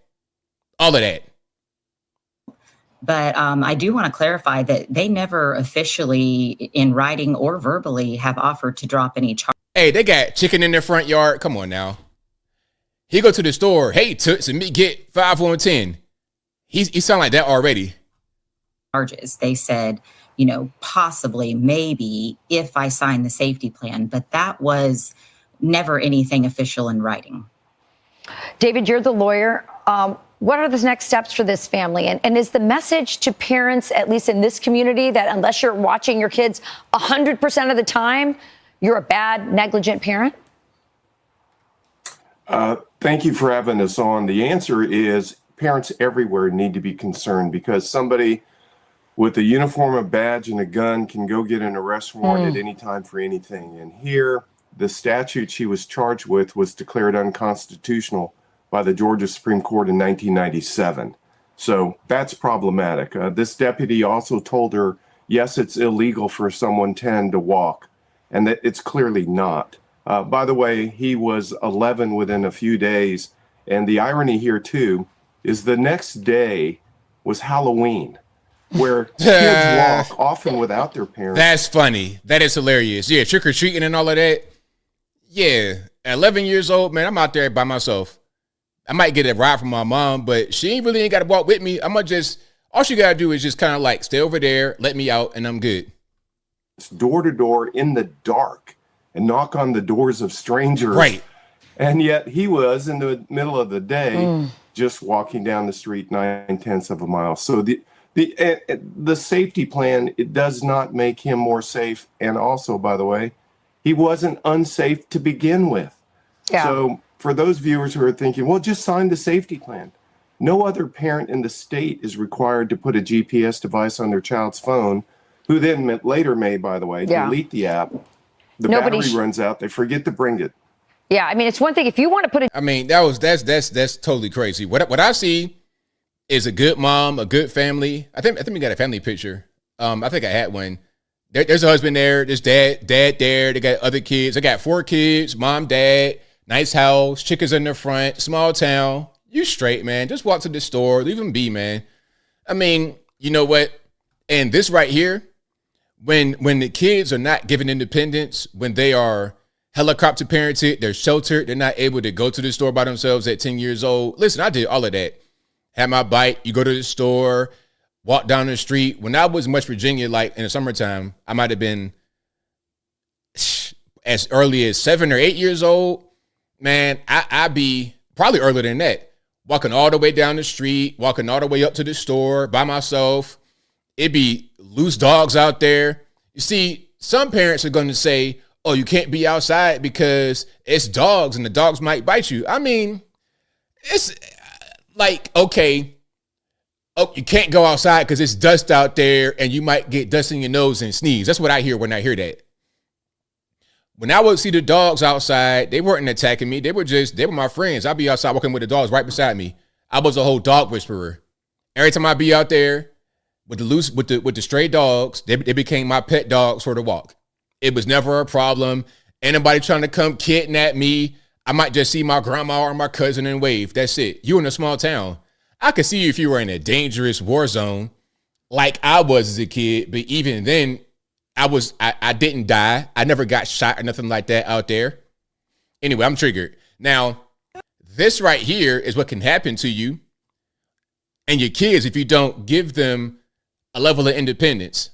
What I don't want to see is y'all be in the airport with your 11-year-old tied to a dog leash, a tether, whatever you want to call that. Your kid's 9 years old. Or the worst is when you get these big 5-year-olds in the stroller. They in a stroller like this, chilling like, hey, man, drive this stroller faster, man. Go faster. Come on. Chop, chop. I don't got all day. I wish I would try to get my 5-year-old self in the stroller. Ain't no way. I don't think I even had, like, I might have had a stroller as a baby. Like, I'm talking about I'm in a swaddle as a less than 1-year-old, a goo-goo gaga in the stroller. 5 years old in the stroller. Man, if you don't get up out that stroller, oh, you're not disabled. You're not having a hard time. You got a soft parent. This right here, in my opinion, is an example of soft parenting. Now, the context, the woman right here on the ground in the red and black, she hit somebody with her car and tried to flee. That's called hit and run. The woman, a 71-year-old mama, had to go chase her down and confront her. And here is the result of the confrontation. Check it out.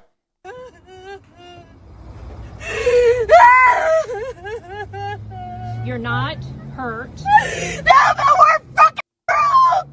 What? We're broke and we can't afford irons! It's not my problem. Why can't you have a heart? Have a fucking heart! All this right here, hitting herself on the ground, screeching, crying. This is a grown woman, probably like 27 years old. This is somebody that never had any kind of consequences, never had to deal with real adversity. All she ever did was throw a tantrum, and then she was able to get what she wanted.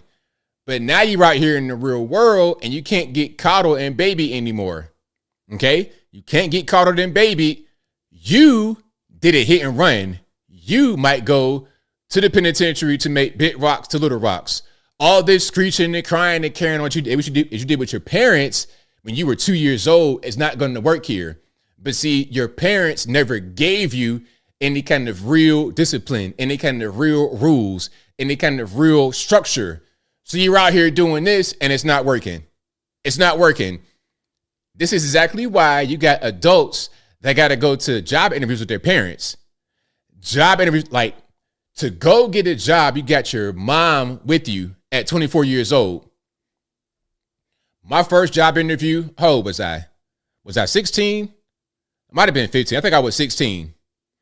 There was never a thought about bringing my mom. Nah, I'm going to just go in there and talk to the lady and that's it. Please! No. Fuck you! Piece of fucking shit! God damn it! I wouldn't give a shit if somebody did that to me! Oh no, the car's bruised! Who cares? It's cosmetic bullshit!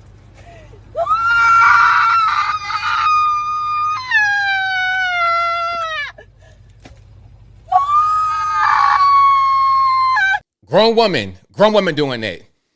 An adult. I can see if you're 2 years old. If you're 2 years old, not even to be older than that. Not even 3 or 4. At that point, 2 years old, terrible twos, toddler, running around acting the fool. Okay. 27, driving, working. No. A whole toddler. And I was trying to be 14 to get a job, but I didn't know how to go about getting a work permit because you had to get a work permit if you wanted to be 14. I was in my first, when I went to high school, I was trying to get a job right then at age 14, but the work permit I didn't know how to get. So I waited till I was 16 and then I got my first job and I've worked ever since. So I've worked since 16, but I wanted to be 14 working. Okay. So more of the story is give your kids a little bit of independence, give them some freedom. I was very independent as a kid, very independent. Most of us latchkey kids, 9, 10 years old, you got a key to the house. You get off of the school bus, let yourself in, cook yourself something to eat, and you could go outside, play whatever, or wait till your mom get home and then go outside. Whatever you want to do, you good. You good. And a lot of y'all younger than that, going to school, letting yourself in, going outside, playing, never had a problem. I understand the whole thing about certain areas being dangerous, but I don't think that this person right here grew up in the dangerous area. You just had soft parents with no accountability, no discipline, no structure, no rules. And your way to get out of trouble is to just throw a fit. All right. It snowed last night. It's cold as fuck. I don't feel well. I had therapy today and I cried the whole session, and then I cried for an hour after therapy. I feel so alone and lost and depressed and sad, and nothing's getting better. I started a new med and it's not helping at all, and I just don't know what else to do. I don't have any friends or family. I come on here and I talk to people hoping that somebody will have maybe somebody's been through this and knows how I can get on my feet again. I don't know how to get housing when I can't afford it. I don't know how to get a job when I'm unable to work because of my mental illness. So I don't know how to get the extra money that I need to get a place to live.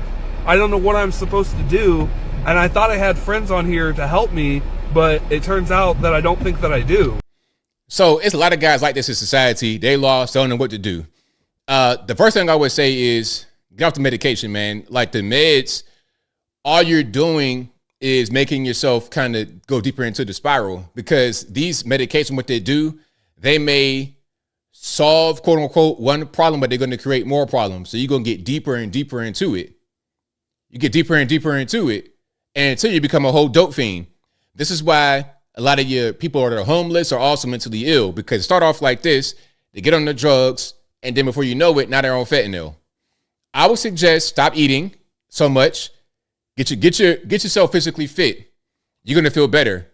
Being physically fit makes you feel better if you are looking like this. That is the first step.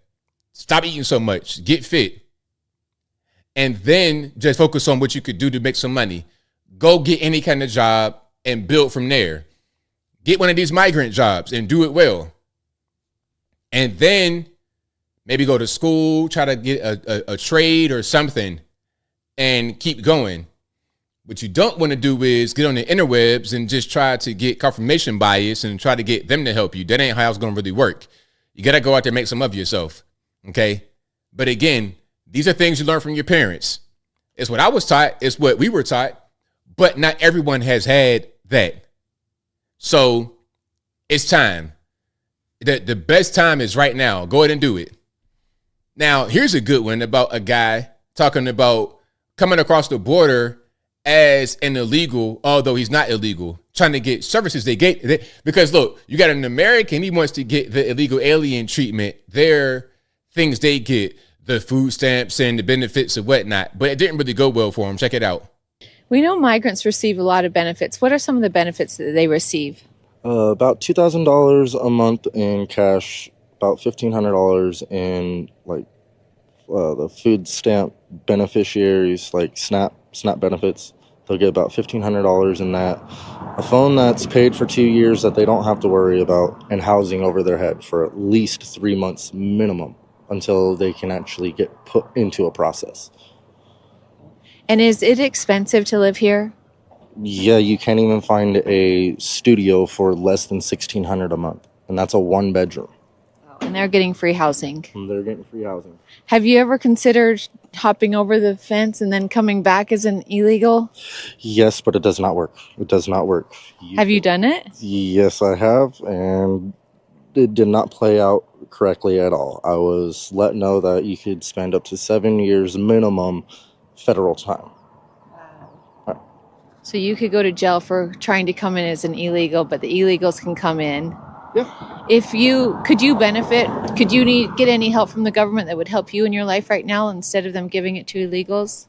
Yes, if I was able to receive the benefits that they're receiving, I wouldn't have to work 2 jobs just to supply a house for me and my girl. I'd actually be able to work one and welcome our son into our life. So, I mean, it makes a good point. It's like, look, the illegal aliens are getting X, Y, and Z, this, that, and the third. Well, if they poured into me, but they pour into them, then I'd be in a better situation in my life. Now, I'm not the kind of guy that advocates for handouts or anything like that. But if they're going to give the handouts, why not give to motivated Americans that are going to go out there and work and make something of it rather than the illegal aliens? If we can't get that, then they can't get that. How about that? It can't be this whole thing where you treat them better than us. We are the taxpaying citizens. We are the Americans that fund all of this. So why are we left out in the cold while everybody else gets the benefit? It's just really crazy. And if you like what you're hearing so far, please give the video a thumbs up. Hey, yeah, I don't pick it no English. I pick it the penny. I pick it penny. No pick it no English. That's me at the border. Yeah, I don't pick it no English. I pick it penny. Yeah. What's your name? I don't say. I don't pick it no English. I pick it penny. That's what I'm gonna say at the border. Now, speaking about Halloween trick or treating and whatnot, I got one that we didn't see back then. But this is a really good one. Over here, sir. This way. You should have had a detail, like a CIA detail. I couldn't put it all together quick enough. What are you going to do if you, once you get elected? Everyone gets tax cuts. Joe Biden finally has extra time for naps. That's awesome. That's awesome. Thank you. I love it. Shout out to the kid. Shout out to the kid. Fantastic. Yeah, they be all right, man. They out there trick-or-treating. They good. They're good to go. All right, let's keep on rocking. We got a few more before we get to the calls. Oh, Nancy, I got to show Nancy Mace. Okay, I'm going to show Nancy Mace some of that, but I'm going to show the person that she's talking about. This is Sarah McBride. I don't know what his birth name is. I know it's not Sarah. Seth, Nathaniel, Sean. I don't know what this dude's name is, but let's check it out. Let's be clear. The party that was focused on culture wars, the party that was focused on trans people, was the Republican Party. It was Donald Trump. It was the $100 million, $200 million that they spent on television ads. You're looking like Mark Cuban right now, but go ahead. But I want to be clear. I do not believe from what I've seen in Delaware, that voters in my state were responding to those attacks. Delaware is in the Philadelphia media market, so we were seeing those ads that Donald Trump clearly prioritized and focused in with regard to the culture wars. What I was hearing from voters across the state of Delaware, my district is urban, suburban, and rural. It looks like America. And what I was hearing was not the ads that Donald Trump was putting on the air. What I was hearing from folks is the need to build an economy that works for everyone. Okay, so we're not gonna play the whole thing, but you get the idea. You hear the voice. Now, in case if you don't know what's going on, you just turn on to the.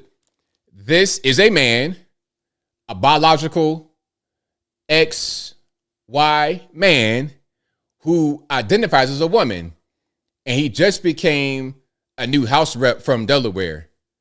And what Nancy Mace did was put out a bill that bans guys like this from the women's restroom on Capitol Hill specifically. Okay, that's the whole thing here. So you see Eli, Peyton, Arch, all the Mannings right here. Look at your jaw. Look at your jawline, man. Your jawline look just like mine. Okay, your skeleton is going to be identical to mine. You probably my height and everything. Okay, you try to play some basketball. You want to play a little bit of football or something like that, rather than being out here with a whole Kamala Harris special outfit on. This is crazy, man. Where'd you get your outfit from? Jose Bank? Anyway, I'm tripping. Men's Warehouse. If you don't get this, I'm offended. Let's keep going here.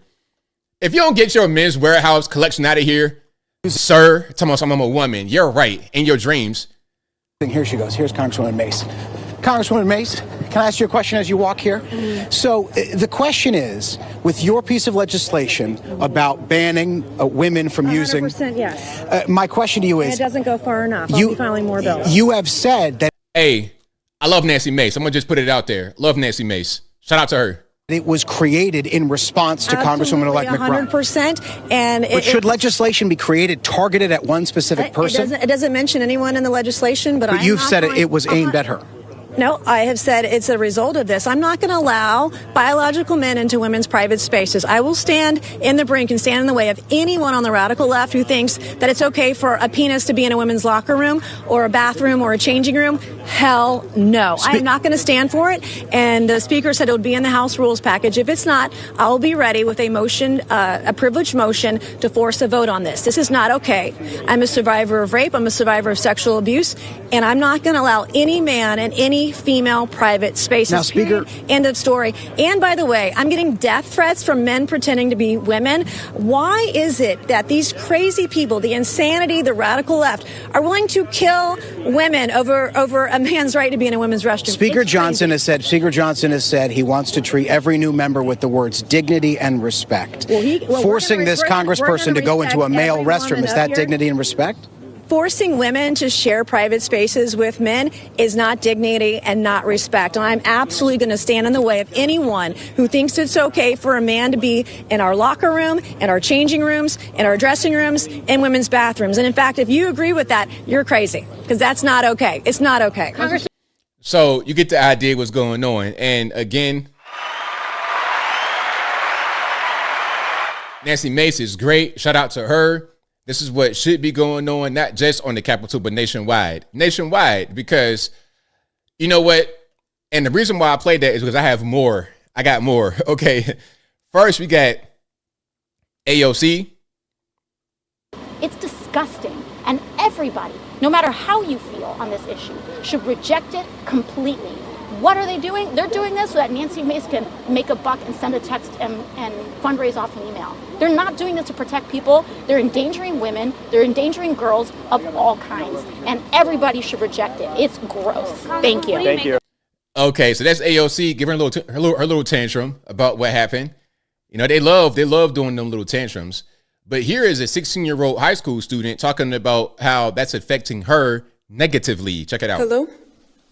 I'm a student at Martin Luther King High School, and I run on the cross-country team. So I'm constantly affected by these actions that have taken place this season. And I have been around the females and just my team in general who have felt almost silenced to speak out about it because the whole LGBTQ is shoved down our throats, it is put in our face, and we live in a society where it is almost impossible to speak out on it without facing the repercussions of it. And I went myself to have a discussion with the head of the athletic director when nobody really felt comfortable enough to speak out. And I don't think it's fair, knowing Caitlin and knowing Taylor, to see their spots getting taken away, to see all these things being jeopardized for one person. It feels as though that my school and the school district is choosing to support one person instead of the whole team and the whole school as a total. Like, it's not fair. It's not okay. I try my best not to put personal beliefs into it, but seeing this first-handedly, seeing my teammates getting their spots taken for one person that's choosing to be a girl, it's not okay. I've done my research. I've looked into the CIF rules, and I've looked into the NCAA rules, two completely different things. And when I went into this meeting with the athletic director, I knew that. I knew that going into it, that teachers and coaches and people in the office can't speak on personal opinion. And then to see the athletic director turn around and tell my teammates that their shirts that say "Save Girls Sports" be compared to a swastika, that is not okay. These girls feel silenced, they felt silenced, and when they finally spoke out and did something to go against it and speak out, not directed towards a single person at all, they were completely stabbed in the back by the person that we were told would support us and be able to help us through this. They were said that it was a hate crime, that they were targeting that one person, and that is not the case at all. Taylor and Caitlin are two of the most nice people I've ever met in my life, and to see them having to be told that they're being hateful people is not okay. And it is not okay that I have to be in a position where I'm going to practice and having to see a male in booty shorts and having to see that around me. As a 16-year-old girl, I don't find that as a safe environment. I don't at all. It's not safe at all. It is not safe. And if you say that it is safe, you're just a liar. If you say it's safe for a 16-year-old girl to be in a locker room with some dude with his stuff hanging out, booty shorts, it's not okay. And going into a locker room and seeing males in there, I don't find that safe. I don't find going to the bathroom safe when there's guys in there. It's not okay. I'm a 16-year-old girl. There's girls around me where we do not feel safe having boys in our environment. And it isn't okay. It isn't okay to have them on our team. It isn't okay when it's the genetics. It is not okay.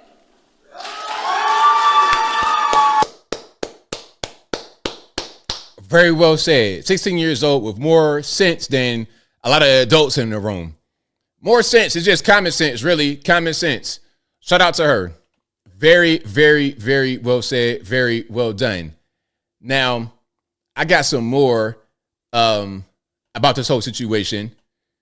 Now, some of y'all think that there should be an exception for some of the Transformers. Like, if you like the way she looks, or if you like the way that he looks as a woman, then it's okay. Go to the women's restroom. But no. Now, one guy I'll keep mentioning is Blair White. As a black trans woman, you and I do not get to have that same experience. There are more rooms. I didn't. There are more rooms that you get to walk in that I will be forbidden in. Someone like me has to create her own space to be able to counteract. So some of y'all like this person right here. This is a man. This is Blair White. Some of y'all like Blair White. I know some of y'all be like on her page, looking at her pictures. And look, I'm not here to judge somebody for their sexuality. If you like Blair White, that's your business. Knock yourself out. You see, this is why I say I don't judge nobody, because I know how people are. People kind of get freaky a little bit. That's your business, not my thing. But regardless of what, that's still a man. And even Blair White would say I'm a man. That's still a man, and you should not be permitted in the women's restroom. You should go to the men's restroom. Simple. Now, some of y'all think that a transformer looks like this, right? That's gonna be who's in the bathroom with the women, right? That's what y'all think. But really, it'd be a guy like this. So I just got home from work. Imagine this dude right here in the bathroom with your daughter. Huh? You want that? Oh, Blair White is fine, right? But how about this guy right here? They're both men. Huh? How about it? How about it? You want that guy looking like a whole bear, a literal bear in the room with your daughter? Is that what you want? And today, I ain't gonna play the dude talking. You see what's going on. This guy looks like Robin Williams plus 200 pounds, hair everywhere, in a Miss Doubtfire dress. That will be the guy in the bathroom with your 13-year-old daughter right there. Okay? A whole chomo, all of that. All of that. Is that what you want? No, I don't think you do. I don't think you do. Okie dokie. But I digress. If you like what you're hearing so far, please give the video a thumbs up. Like the video, share the video, do all that good stuff. That'll help me out tremendously. Excuse me. Now, there's a bunch of words that are used that y'all don't know, and neither do I. I have a chart. I'm not going to read all these words, but I'm going to read the headline. It says, few Americans say they regularly use social justice-oriented language. Now, are you familiar with the following term? Percentage who say I regularly use it. Now, safe space is 20% with most adults. They use it that much at 20% rate. 18 to 44, 26%, 45 plus, 15%, non-college graduates, 18%, college graduates, 24%. So that tells you right there, you go to college, you're going to learn a lot of social justice language, like safe space, woke, all of that. You can see it all right here. Woke, lived experience, white privilege, body positivity. It's all among people that went to college that know it more. Okay. Among blacks, look at that. 30%. As far as what's this? Safe space, 30% for blacks. And the other one, this is woke, more for blacks than whites. Whites are lower than college graduates and all of this, and blacks tend to be right in line or a little bit lower or higher. But some of the least used words, BIPOC, massage noir. Now, massage noir means you don't like black women. This is probably your first time ever hearing that term. But I know all of this because this is what I do. So I got to know all these terms. But most of y'all are never going to know these terms or have a reason to use them. Microaggression, implicit bias, cisgender, rape culture, ableism, restorative justice, critical race theory. Yeah, of course. You all know about that one. Latinx, intersectionality. Oh, here's my favorite one. Heteronormativity.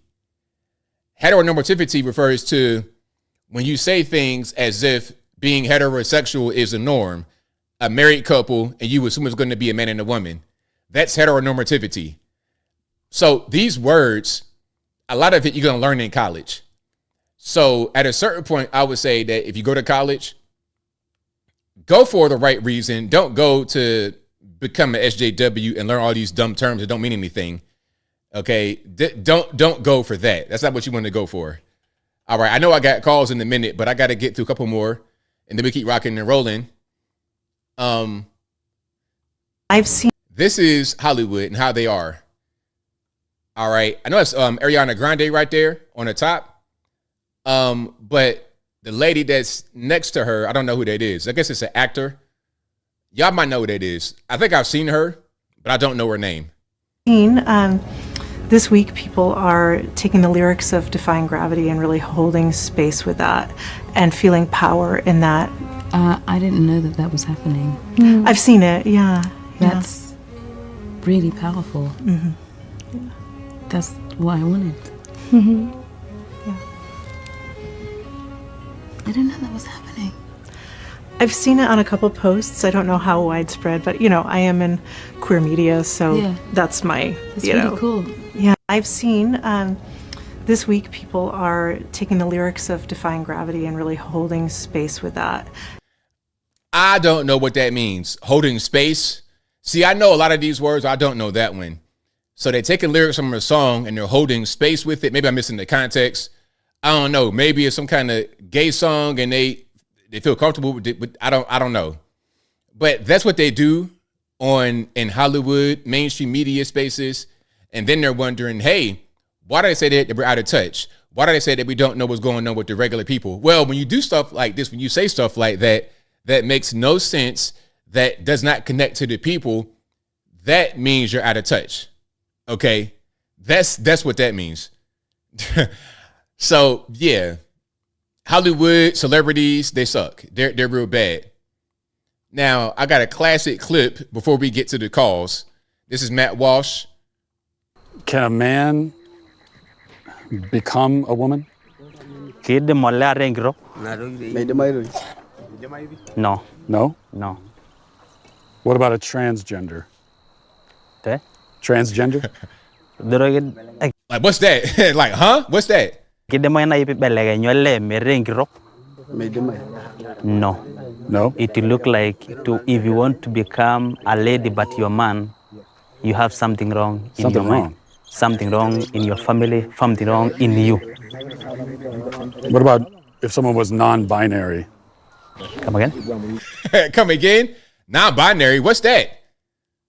Non-binary? Do you know, like someone is you're not a woman, you're not a man. Yeah, someone is neither. There's something else. Is that? He's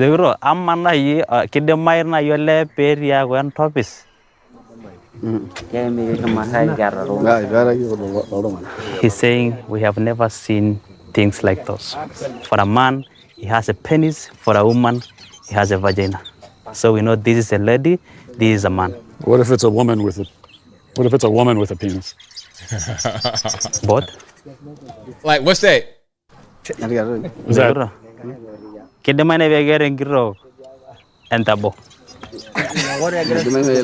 People are laughing. Is that a dumb question? So shout out to Matt Walsh and What is a Woman? That's a classic clip from that movie. Yeah, come back to reality, back to real people, and ask them about stuff like that. They're like, "What are you saying, Mr. White Man? I don't really get it. That doesn't make any sense. If you think that you're a woman when you're really a man, there's something wrong with you. You get a mental problem. you have a problem that you need to go ahead and try to fix. That's what we got to do. So yeah, shout out to them. Shout out to Matt Walsh. Alrighty, we have super chats on deck. Then I will get to the calls. Oh, you know what? I got to show this. No, I don't got no time. I'm going to show that at a separate time. I'm going to save that one and do it at separate times. I know I'm running out of time. All right. But if you like what you're hearing so far, please give the video a thumbs up. Like the video, share the video, do all that good stuff that'll help me out tremendously. Okie dokie. Super chats. Let's go to Caius Parchment, who says, how about all the mayors not cooperating with ICE? Man, they got to go. Anyone who has a mayor who doesn't want to cooperate with ICE, get them out of here. Get them up out of the way. ASAP. ASAP. Shout out to Fall the Haters, who says, hey, ABL, longtime viewer. Fall the Haters channel. Shout out to you, boss. Thank you for your super chat. And thank you for being a longtime viewer. I appreciate you.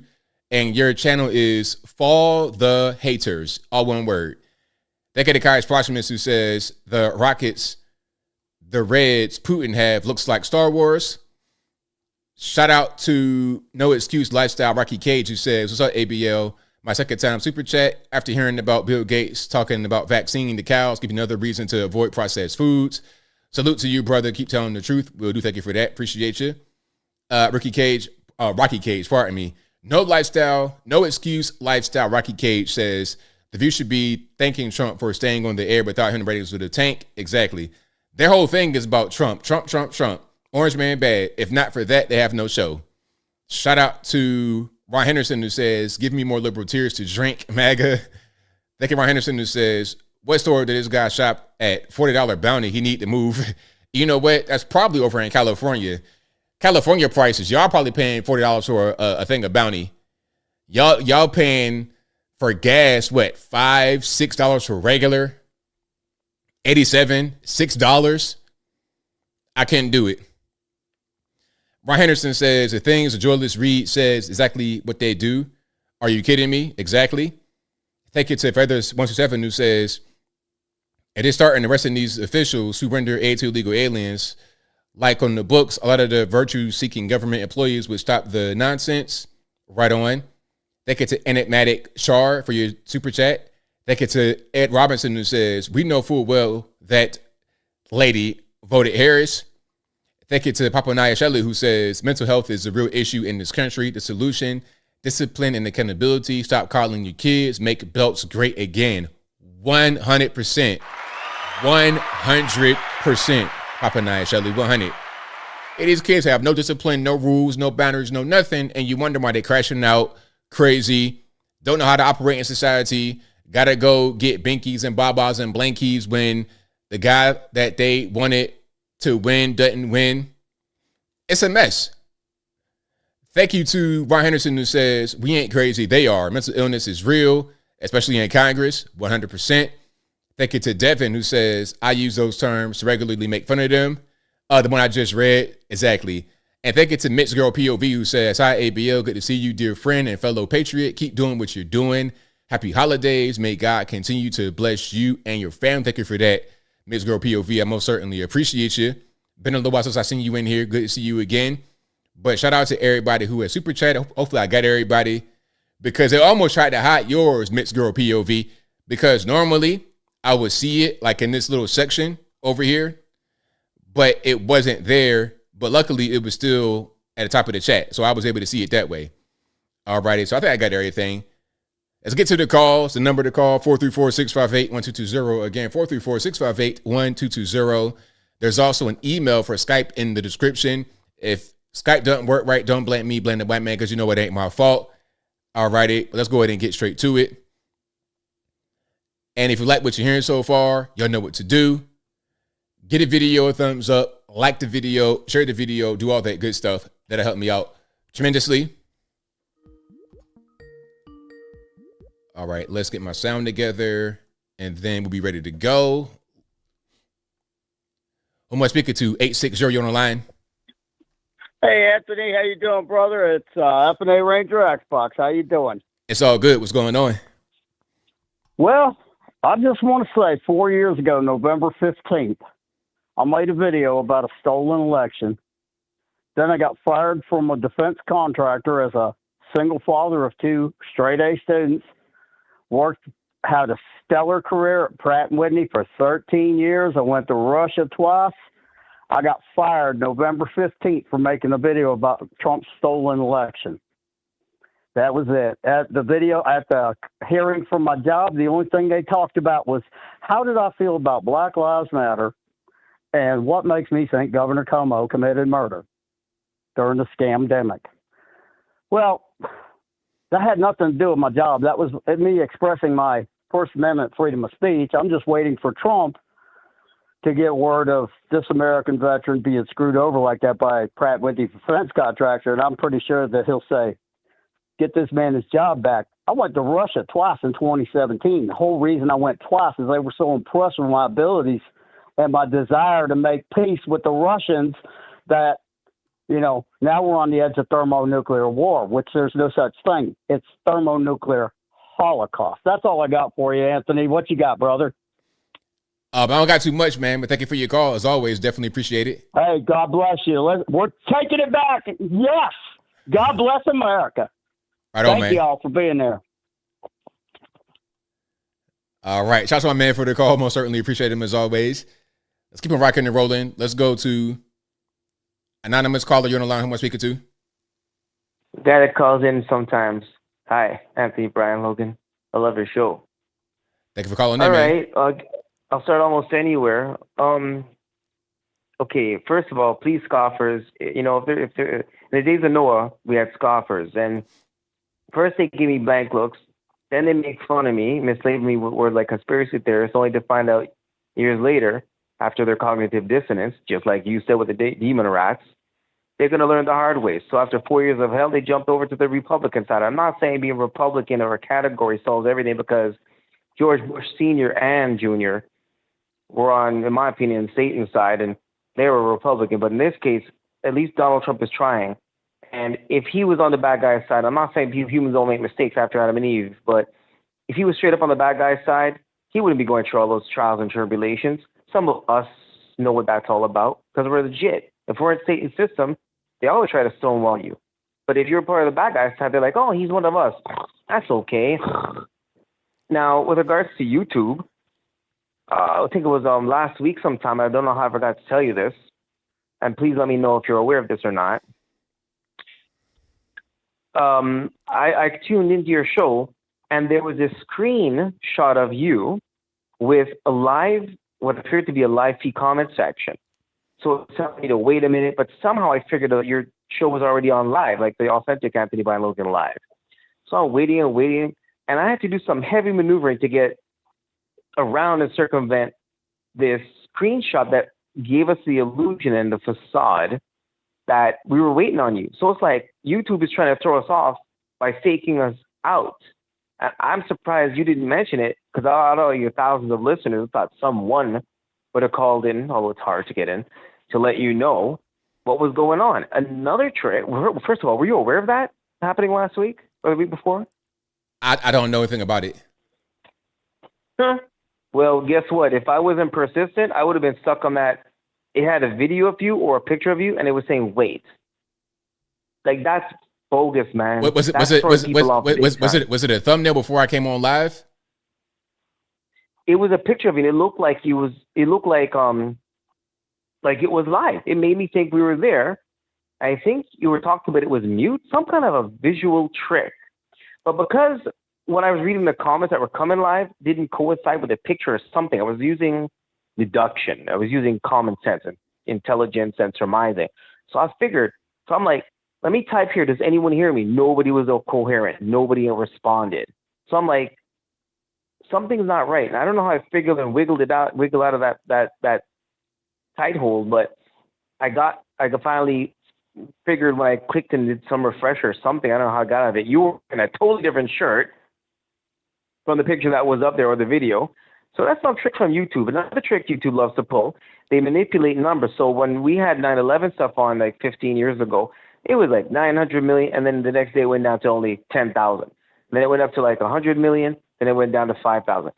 There's no way. And then when that didn't work well enough for the bad guys, they took the whole 9/11 video off, because God knows Christianity, truth, health, the economy, anything good is under attack. And they try and replace the good with the bad. They try and copy everything God makes with a fake bootleg. Like, you're looking like a man, but you're not a man, that type of thing. Another trick YouTube pulls is when I click on thumbs up, sometimes when it has to do with anything to do with Christianity. My man. I don't want to interrupt, but let's kind of keep it like on like a political type of thing. Like, I understand YouTube has tricks, but I mean, let's talk about something else maybe. All right, it's just I get it though. I understand. I get it. All right, because I mean, if I worked hard to earn my credit like you did, I would appreciate getting a YouTube placard or whatever. So I ain't too much worried. I ain't too much worried about that. I mean, if they get it to me, they get it to me. But the main thing is the people that are here. That's all I really care about, is the community, the people that are here to support, and I'm able to get the message out there to the people. So if I can keep doing that, that's fine. If they want to play funny with the plaque, that's not really a big deal to me personally. Right. And, for all you know, you could be getting larger numbers than they're making it appear to be, because they do that manipulation all the time. So basically, if there's not enough room for us, North Americans, there should not be enough room for them. Let me tell you something. Over here, and maybe even over there, there's a financial incentive to hire illegal aliens. Starbucks hires, I think, 90% of non-citizens, while as if North Americans don't need a job. The nurses that were fired for not putting their lives on the line by taking what some people call a clot shot, they all got fired and their pensions got swept away. And where's the money going to go? It's going to go pay Filipinos to come here to replace the health conscious people who knew better than to take experimental mRNA, which has been giving a lot of people in my building a lot of problems, from death to strokes to where their face can't move, tubes up their nose, vitiligo, I guess immunocompromised problems, immuno diseases.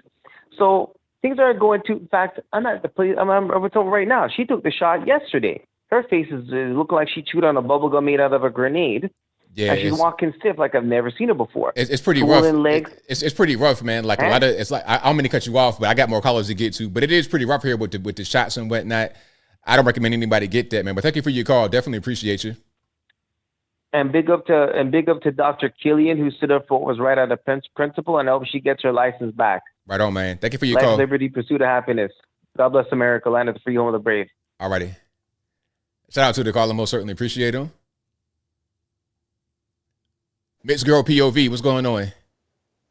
Hi, ABL. How's it going? Everything's been good. How about yourself? I'm doing good. I'm doing good. Good to see you, and good to be a part of your amazing live. I love your lives. They're awesome. So I am also so excited that Trump is going back to the White House. And, you know, he was the first Republican that I voted for when he ran and won the very first time. And I've been a supporter since. So I have a question. When do you think was the one moment that Trump won this race? When he got shot. That did it right there, because the whole world saw, like everybody, the whole world saw it, and they saw him survive. And then that fist pump, and I could tell it was just like spur of the moment. I gotta tell everybody, okay, that right there, that might have done it. Yes, ABL, I wholeheartedly agree with you. I believe that July 13th, 2024, there in Butler, Pennsylvania, is when Trump won this race. I said that back, you know, I had taken a break and I hadn't even posted a video in like maybe a couple of years or so. And on July 14th, I went ahead on my channel and made a video. And I said, back then, I said, they just handed him the race. He is going to win this race, because I feel like if they're trying to kill you, if they are really trying to like take you out and unalive you, then you're doing something right.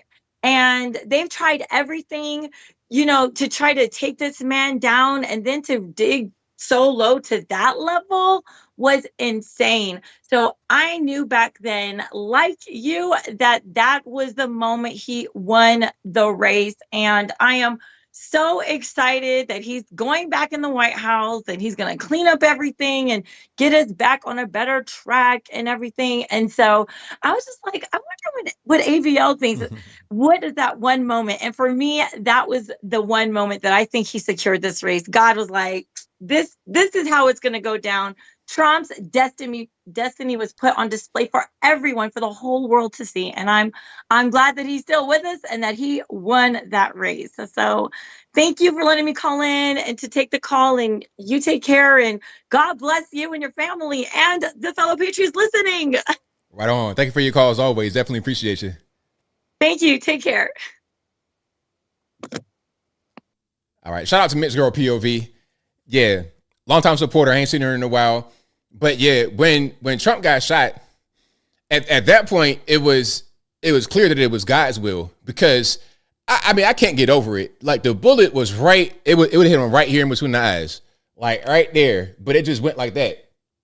And like, you can't make it up. You can't write a script like that. I mean, I witnessed a miracle. I witnessed a miracle right in front of my eyes. Right in front of my eyes, I witnessed a miracle right there. So at that point, you know, okay, he got it.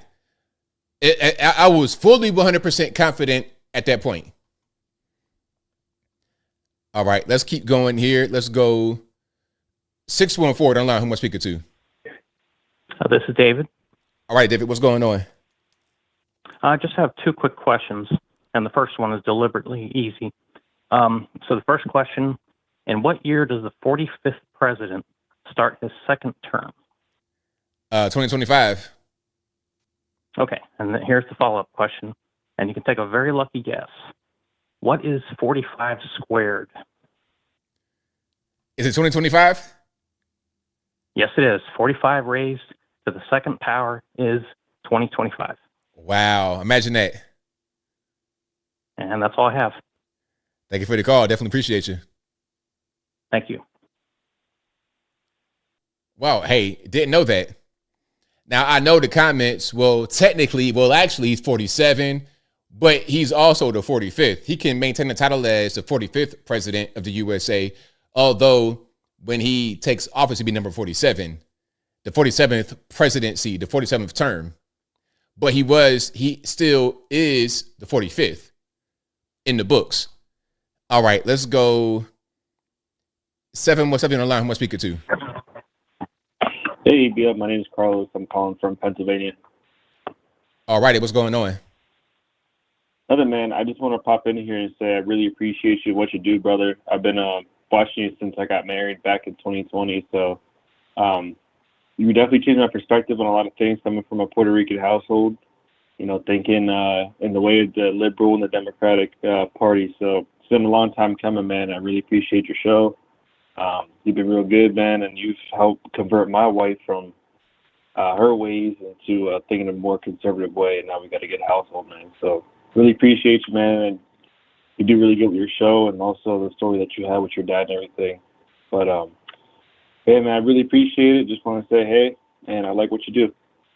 Thank you for the call, man, and the support. Definitely appreciate you. Absolutely. Thank you, sir. All right, shout out to the call. Great calls tonight, 100%. Great calls. And I'm glad I'm able to help convert people and get them on the right track.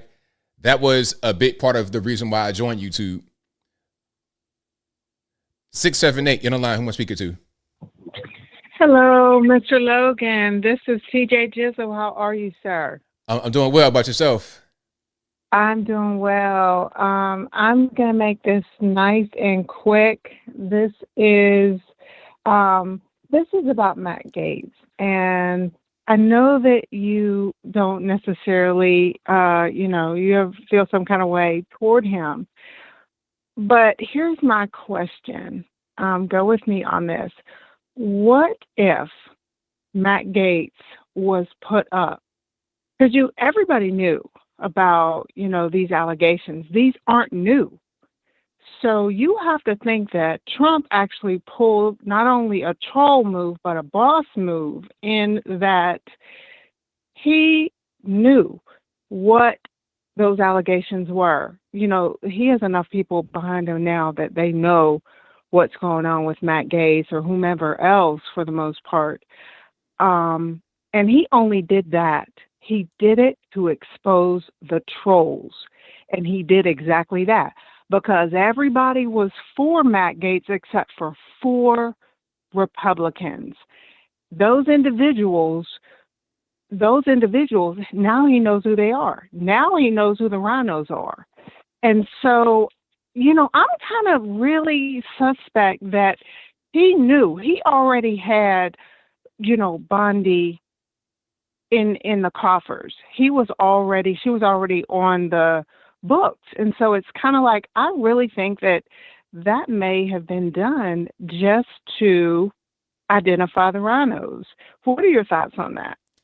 I mean, that makes sense. He could have done that for that reason. But at the same time, if he did that, then he also ruined Matt Gaetz because the general public did not know about that. Like, we know about it because we're into this, but a lot of normies, they don't know nothing about nothing. So they're going to watch TV. And then when you see Matt Gaetz and it's 24/7, he did X, Y, and Z. Now everybody knows. So, and what happened was Matt Gaetz resigned from Congress when Trump said he was going to nominate him to be attorney general, and he's not going to go back into Congress, although he was elected.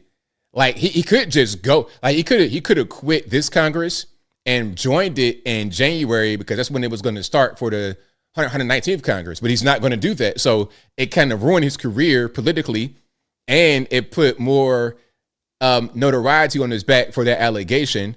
So maybe Trump did that to expose the rhino, but at the same time, he sacrificed Matt Gaetz to do it. I think maybe that he also set Matt Gaetz up. Yeah, because I mean that's a good point. That's a really good point because he stirs the pot in some ways that are a problem. They're going to end up being a problem. for the administration. So that's a really good point that he very well could have set him up. I think when you look at it from that perspective, it could have been a twofold process. I certainly think that he was trying to figure out who the rhinos were. He knows that there are, quite a few, but let's go ahead and let's have everybody identify them early so we can address that. Awesome, sir. My other question for you is, how are you faring with TDA? They're making moves in Tennessee, like all over. How are you faring with that whole situation? I mean, in my part of Tennessee, like in my part of my town, I'm straight. Like over here is Pleasantville, USA, is not really a problem. Now, in certain parts, it's going to be tricky, but the same parts where they operate already had problems. So it's not really a big deal where I am. And we're also not a big migrant hub. So it's probably worse in a place like Chicago, New York, because number one, you got a big city. And number two, they're sanctuary cities, but we don't have that here. Anyone who comes here from TDA is sneaking around, going through the back door. They're not being welcomed with the red carpet like they are in other cities. Right. I hate to say this, but I'm starting to see, and I live way on the outskirts, really far from Metro, but close enough still. But here in Georgia, here in Atlanta, I'm actually starting to see when I have to go in town for work, when I have to go into the office, I see them. I actually see them walking around now. And I'm like, I guess, that's what Georgians voted for at the time, So, hopefully we'll get everybody out pretty soon and, go from there. So thank you, sir, for picking up 678, and hello to all the Pete's, and God bless you. Stay safe in Tennessee, sir. Thank you for your call. Definitely appreciate you. All right. Yeah, I've not seen the Tren de Agua, the Venezuelan gang. I've not seen them here where I live, but at the same time, I'm not really downtown a lot. But even if I was to go downtown, I kind of know where they at. Like I know what spots they're going to be in. Also, we got a lot of other Hispanics here. We got a lot of Guatemalans. And the Guatemalans are super cool. I've not had they don't do anything. All they do is work. The Guatemalans specifically, but the Venezuelans, you got some regular normie Venezuelans, but you also got the TDA. But there's no Guatemalan gang activity. I mean, there could be some here, but I've not seen it. When I see the Guatemalans, they be about 25 deep. They're all about 5 foot tall. The mom, the dad, the kids, about the same height. And they be chilling. They be going to CC's Pizza, buying the whole bar out, buying everybody all the boxes of pizza in there. I seen them on the horse and carriage, deep.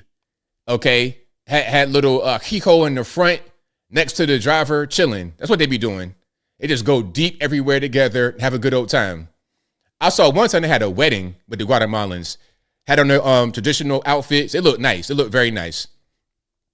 But they stick together, and if there was a threat from some other Hispanics, it wouldn't go very well, in my opinion. It wouldn't go very well. They're humble, they're nice, little short people, but they don't play too nice with threats from the outside.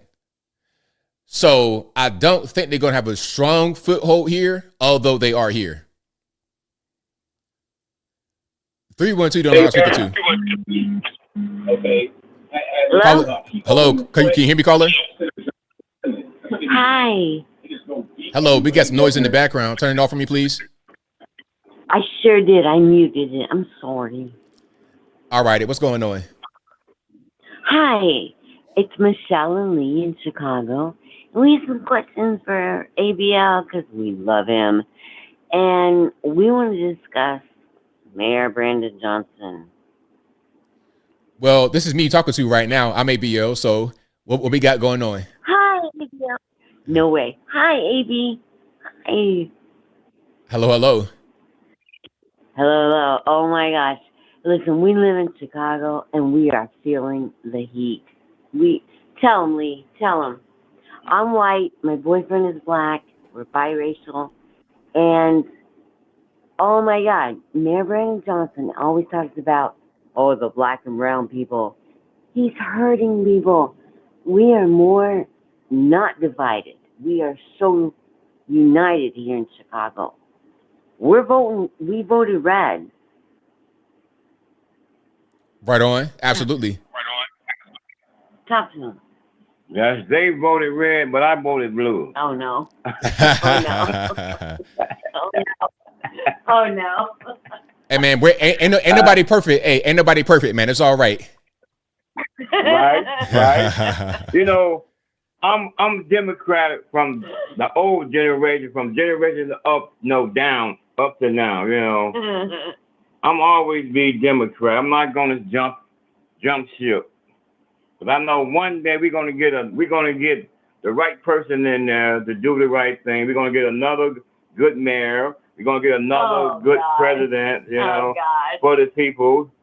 Well, I'm gonna stick with what I know. I don't have a problem with nobody changing over to from blue to red. I have a problem with the red to the blue. Help him, ABL. Help him. Hey, you know what? I'm going to just say, you keep on voting these Democrats and they keep doing the same thing. You might want to say, you know what? Yep. The Democratic Party that I knew, the old school Democrats, like Bill Clinton, when he said that we got to have a border wall and we can't let the illegal aliens come in, those Democrats ain't around no more. These new Democrats are different. Right. That's what I'm saying. I think we might get one of them back in office. That's why I keep voting for the Democrat. We might get one of them back in office. Remember ABL when Obama said, let's put alligators on the border? That got shot down, but that was great. I'm just saying, we're in Chicago, and it's turning red, AB. It's turning red. We are so sick of Brandon Johnson. Oh, my God. And he's fighting Trump. Trump's, coming in, sanctuary cities. Everybody's fighting them. Once we really, in Chicago and other cities, other states, we're like, okay, all the migrants came here, right? They come up with $53 million for the migrants. But what about the people that were out there homeless before the migrants came here? They didn't get the $53 million. They didn't get $1,500. MasterCard.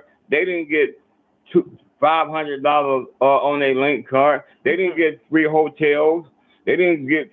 That's your Democratic mayor, baby. That's who's doing it. Tell him, ABL. We didn't get all of that. Let ABL speak. So, do you think if you had a Republican in there as a mayor that he would do that? Get the migrants all this money? Nope. Let them come in, sleep wherever they want to sleep, do whatever they want to do. Would that happen under a Republican mayor? Nope. No, I don't think so. No, I don't think so. No, I really don't. Hey, ABL, you know what? At one time, I was homeless, and so was Lee. Guess what? We never had buses running all night long with heaters in the winter. Okay? No, we never got that. Hell no. We never got the hotel rooms. No. We never got to go to the place and tell them we want to eat our food. We know greens and ham hocks and cornbread and sweet potatoes. We never got that. We never got to choose what we want to eat. Whatever they served us, that's what we had to eat. Exactly. I mean, you see how we get treated as American citizens, but the migrants get a whole different kind of treatment. And that's the entire Democratic Party. They all for it. Like the local level, the national level, everybody. Like that's the biggest thing in the whole election. But the other side, on Republican side, we're not for that. We want to do what's best for you, the American citizen. The other side, they're more worried about the businesses getting that cheap labor in there. And they don't care if they take your taxpayer money to pay for them. They don't care if you become more endangered. They don't care nothing about you. If you become homeless, God forbid, it doesn't matter because the migrants would get the treatment first rather than American citizens, and that's not right. ABL, we don't live like on the south side, but we're kind of in the middle, right? We're up north. Yeah, we're up north. But on the south side, ABL, the blacks, and I'm not racist, so screw anybody that calls me that. I'm just telling it like it is. The The blacks are so sick of Mayor Johnson. Oh, call my wife the first lady. He spends $80,000. He's from West Side. He out West. Yeah, right. But oh my God, Mayor Brandon Johnson, all he talks about is the black and brown people. But guess what? He's hurting the black and brown people because he's allowing illegal immigrants to take over. But guess what? The gangs, tell them, babe, the gangs are not having Nobody's really having this. The city is not having it anymore. We tired. I know. Yep. They in the finest hotels. They eat. They're wearing $200-$300 gym shoes And baby, they get security. You can't walk into those hotels. No. Security will ban you. Because you're not part of this. That's right. It's crazy, man. So I think I know the solution. The solution is Brandon Johnson got to go get a Republican in there. Yeah, and just try. Everybody's saying that he won't get another term in Chicago. When the next 2 years was this 2026, he can forget about being a mayor again. Right on. And ABL, I think you did a podcast on Brandon Johnson. You know, his first lady. You know, and the renovation. Yeah, $90,000 office, $80,000 office, whatever. Nobody's having it. People that live here, sweetheart, I'm sorry, ABL, the crime, let me tell you something. We just had a Chicago cop, 23 years old, killed. And you know what the family said? Stay away, Brandon Johnson. Do not come to this funeral. Brandon Johnson said, oh, I'm coming. Nope. Even the cop said, you are not allowed. Oh, yeah, they didn't want him there. What's that say, honey? What's that say about a Chicago mayor? Oh, they hate him. He's awful. Yeah, I see. So, hey, you guys have been great. I enjoyed the call. Thank you for the call. Most certainly appreciate y'all. Call again sometime, will y'all? You got it. Thank you. We love you, ABL. Thank you for the call. Definitely appreciate you. It was nice. All right. Great call. I love them. You know, till they having it, you know, it was good, though. Good call. Let's keep it rocking and rolling. And I hope, my man, if you're listening to me, let's get Brandon Johnson out of there, but let's just try one Republican mayor for one term, a moderate guy. Don't even got to be like a super, a moderate, regular, normal guy. Try him for one term and see if it's better than what you had been doing with the Democrat. Try something new. Lori Lightfoot wasn't the best. Brandon Johnson, this dude having panic attacks. He don't know what's going on. He worried about things that don't matter. Call my wife the first lady. Stupid stuff. Meanwhile, people are in the streets having problems. You got the gangs and all that kind of stuff running rampant. Try for one term a Republican and see how it goes. Why not? You're on live speaker to 857. Hey, what's going on? What's happening? Hey, I was listening to the previous caller saying that you were making the comment that we are never seeing people coming into the country and then the government offering help. But we have done this before. I already told you, we did it with the Cubans and we did it with the Nicaraguans. Right now, we have not done it to the extent proportion that is happening now at the border, but we have done this before. So let's don't act like America never bring people from the Philippines. We have bring people from Vietnam. We have bring people from all over the world. And when they get here, we give them all type of help when it comes to their financial need, free education, free healthcare, free housing temporarily. We have done this before. So wait. So what did I say that you like? What did I say that you're talking about? You said that we have never done this before. Like the Democrats are putting immigrants first. They're coming in, and they're not putting Americans I didn't say that. But you did say that. No, I didn't. You're lying. Oh, okay, so you didn't say, but we have done this before.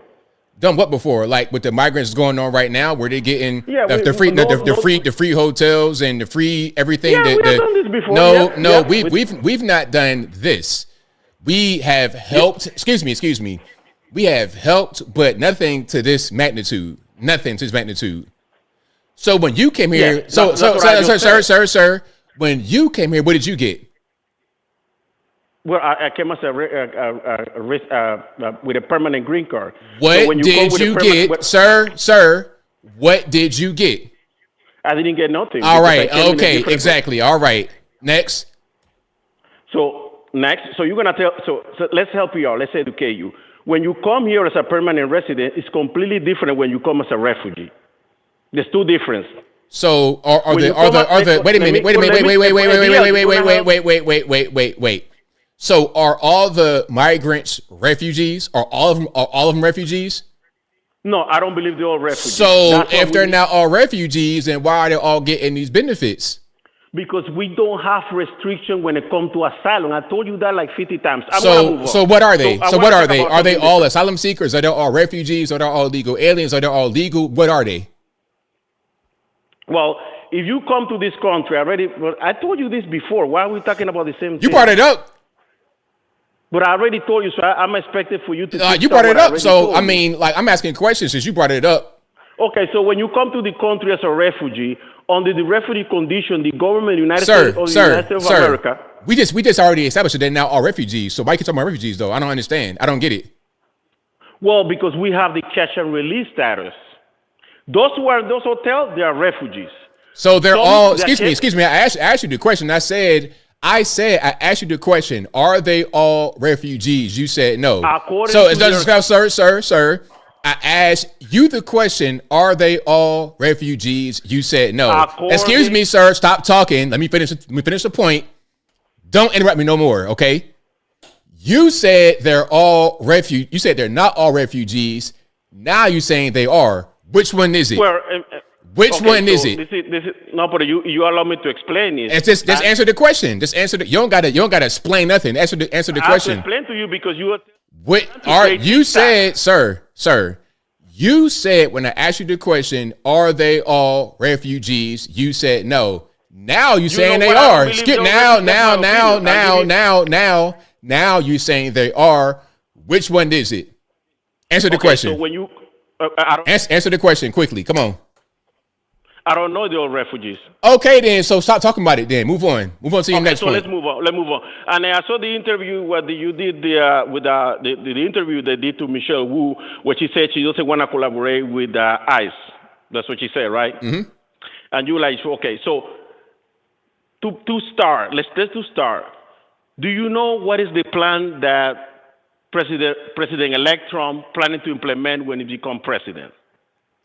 As far as what? To deportation. Mass deportation. I don't know all the ins and outs of the program. Okay, so you don't know the ins and outs. Do you know he's planning to declare an emergency? Okay. So you know what is the condition of that particular emergency is planning to declare? No, I don't. Tell me. Give me the whole thing. I don't know either. That's why nobody knows.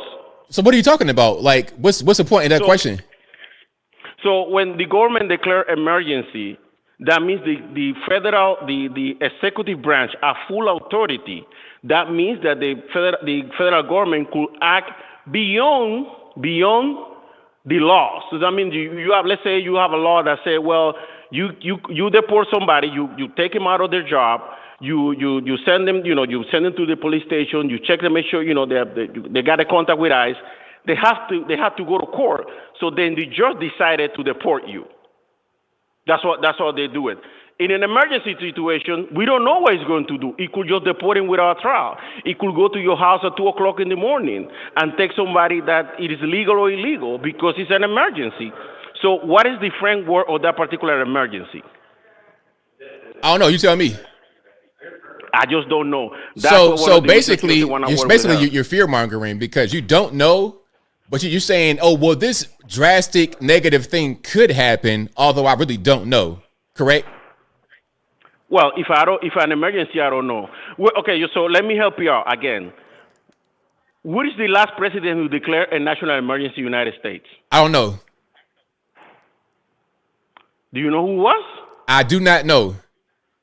Who was it?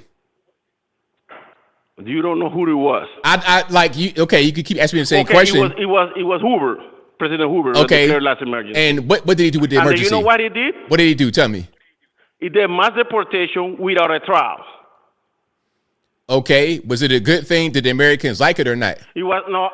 It's not about you like it or not. You cannot violate the people's civil rights, and you cannot violate the Civil law that rights is established of by the Congress. illegal aliens? They were legal. Some of them were U.S. citizens. So some were. So wait a minute. So you you said two different things. You just said that they were legal. Then you said some were citizens. Which one is it? Well, if you declare emergency, you could do the executive branch could do whatever they want. Do you remember when Biden they said that they do the mandatory vaccine? What people say about that? Well, that wasn't a thing that was federal, was it? No, but yeah, it was a federal mandate.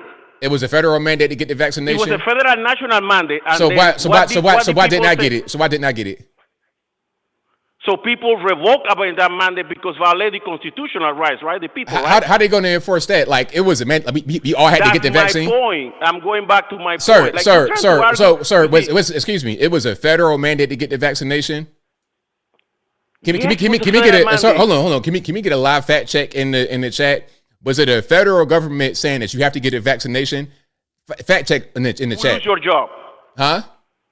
Everybody's supposed to be vaccinated. That's it was a mandate. It was a national mandate. And then what happened? The court said no. The Supreme said no because that's unconstitutional. So it was excuse me. It was for federal employees and military. It was for everyone. No, it was not. At the beginning. That's not how it works. Oh my Lord. It was at the beginning. He said it for everyone. Nope. Then you're wrong. Wrong. Wrong. Yes, you're wrong. What did they say in public and private at the jobs? If you don't get vaccinated, you could get fired from your job. Well, that's not coming that's from. What they said excuse at me. my job, Excuse me. I don't work for the government. That's not coming from. Excuse me. Quiet. That's not coming from the government, though. It's coming from your employer. That's an employer mandate, not the government mandate. It was from the federal. It was not. It was not. Listen, the federal government had a mandate for federal employees in the military, but your job had a mandate from your job. That's what happened. It came from the federal government. No, it didn't. Mandate. Look, okay, you can keep talking like that, but we already fact check you. You're wrong. No, you don't. So next topic, or I hang up. So you expect mayor from different cities, governor from different cities to work with a president is going to declare a national emergency to remove illegal aliens when there were two other presidents, Barack Obama, who removed 3.1 million illegal immigrants. It was another president, it's called George W. Bush, the junior, that he removed 1.8 million illegal immigrants, and there was another one named called Bill Clinton who removed 983,000 illegal immigrants, and it did not require any mandate. It did not use the military. It didn't use military equipment. So why he wants to do that? He wants to do it because we have an unprecedented migration crisis that has happened before. The times excuse me, I'm not done talking. Let me answer the question and be quiet. Like, seriously, just shut your mouth. So back then it was different time. Different times need different approaches. So if he goes and approach differently this time, it is in the military, if in a declaration emergency. Let's say you live in a Latino neighborhood. They come and knock on your door at 2:00 in the morning. You have to open your door by force, and they take you by force to check your legal status. How you will feel about that? Well, I don't know. It depends on what they did. It depends on if there was some kind of probable cause. I'm answering the question. If you just be quiet and let me talk for more than a second before you interrupt me. Now, you asked me the question, how would I feel? The answer is, I don't know. It depends on the circumstance. You're giving me the scenario in which you want me to react emotionally, like somebody just getting woken up for no reason and getting deported. But I don't know if it'll be that or if it won't. We'll see when the time comes. I'll tell you what, though. If people don't want to get deported, go back to where you came from. How about that? That's very simple. If you're not here legally, you don't have legal status, go back to where you came from. That's pretty much it. But that'll be that's enough for you tonight. Thank you for the call. All right. Yeah, shout out to him. Hey, man, when you call me, you got to be right now. If you want to challenge me with something, you got to have your facts together. The federal government cannot mandate private businesses to do that. That's not really how it worked. From what I was able to see, the federales had the mandate for the federal employees and military. Your employer may or may not have required you to get the vaccination, but that is your employer, not the government. You can say that they were influenced by the government, but you can't say that they were forced by the government. That's not what happened at all. And if I'm wrong, y'all just let me know in the comments. Let's go 440. You're on the line. Who am I speaking to? 440. Hold on. Hello? Am I on? You're on. Hey, how's it going? It's all good, man. What's going on? I was just listening to this Latino guy that was talking about migrants, and I'm like, wow, this guy's amazing. As in, like, it's amazing what he can do with an IQ of 30. Well, let me tell you something. I came to the U.S. 5.5 years ago. I'm 100% legal. I went through the process, and you have no idea what I had to go through. The amount of crap, evidence that I had to submit, interviews, fingerprints. I had to submit bank accounts, statements, employment, evidence, and all the other stuff. So for me, having someone come here illegally, it's like a slap in the face. You know what I mean? So I don't care what anybody says. If you want to come here, just do as I did. And if you can do it, just more power to you. Congratulations. If not, well, tough luck. What can I say? You know? Exactly. That's the main thing I'm talking about. Like, do things right, because there are a lot of people here in this country that have done things the right way, that spent years, blood, sweat, tears, all kind of money, hardships, trouble, only to have the illegal aliens now just come across the border with nothing. Exactly, and I'm one of them. And unless you went through the process, trust me, you have no idea how hard it is. And before I came here permanently, I used to visit, and I never overstayed my welcome, because the thing, my main reasoning was, hey, this is your house. I'm the one that wanted to come here. I wasn't brought here by force, so I'm the one that wanted to come here. If these are your rules, fine, no problem. I have no problem with them. But I'm not going to let anybody cut the line, That's a slap in the face for me. I was like even more enraged that somebody that was born here, because, hey, you were born here, okay, whatever, but I had to work to get here, okay? Legally, 100% legally, legit. I have never broken any laws, paid my taxes, did everything right, and I'm not going to stand for anybody to come to, cut the line. Sorry to go off on a rant. Nah, I hear you. I understand you 100%. You are totally right. Yeah, well, that's all I had to say. Thanks for listening. Thank you for the call. Appreciate you. Thank you. Bye. I mean, great call. Fantastic call. All right, let's do one more. 225 hit online. Who am I speaking to? Hey, this is Mark Lancaster out of Baton Rouge. Good to hear from you, Anthony. All righty, man. What's going on? Oh, nothing much. I just had a question for you. I'm not a betting man, but I just want to know what your thoughts on the over and under would be that this week's news cycle, since the appointment of the co-author of Project 2025 from Trump, the talking points. What's the over and under on the talking points on this week's news cycle? That's all they're going to talk about.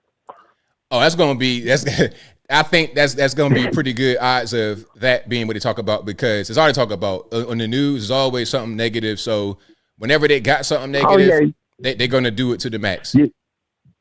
Right. They have to. Oh, boy, I can't wait. The heads are going to be rolling. I love Trump for that, man. MAGA all the way. Thanks for taking my call. Thank you for the call. Definitely appreciate you. Mm-hmm. All right. Great call. Let's go to 504 online. Who am I speaking to? Hey, ABL, it's Alien Spaceship. All right, man. What's going on? All right. A shout out to the callers. Very interesting callers tonight.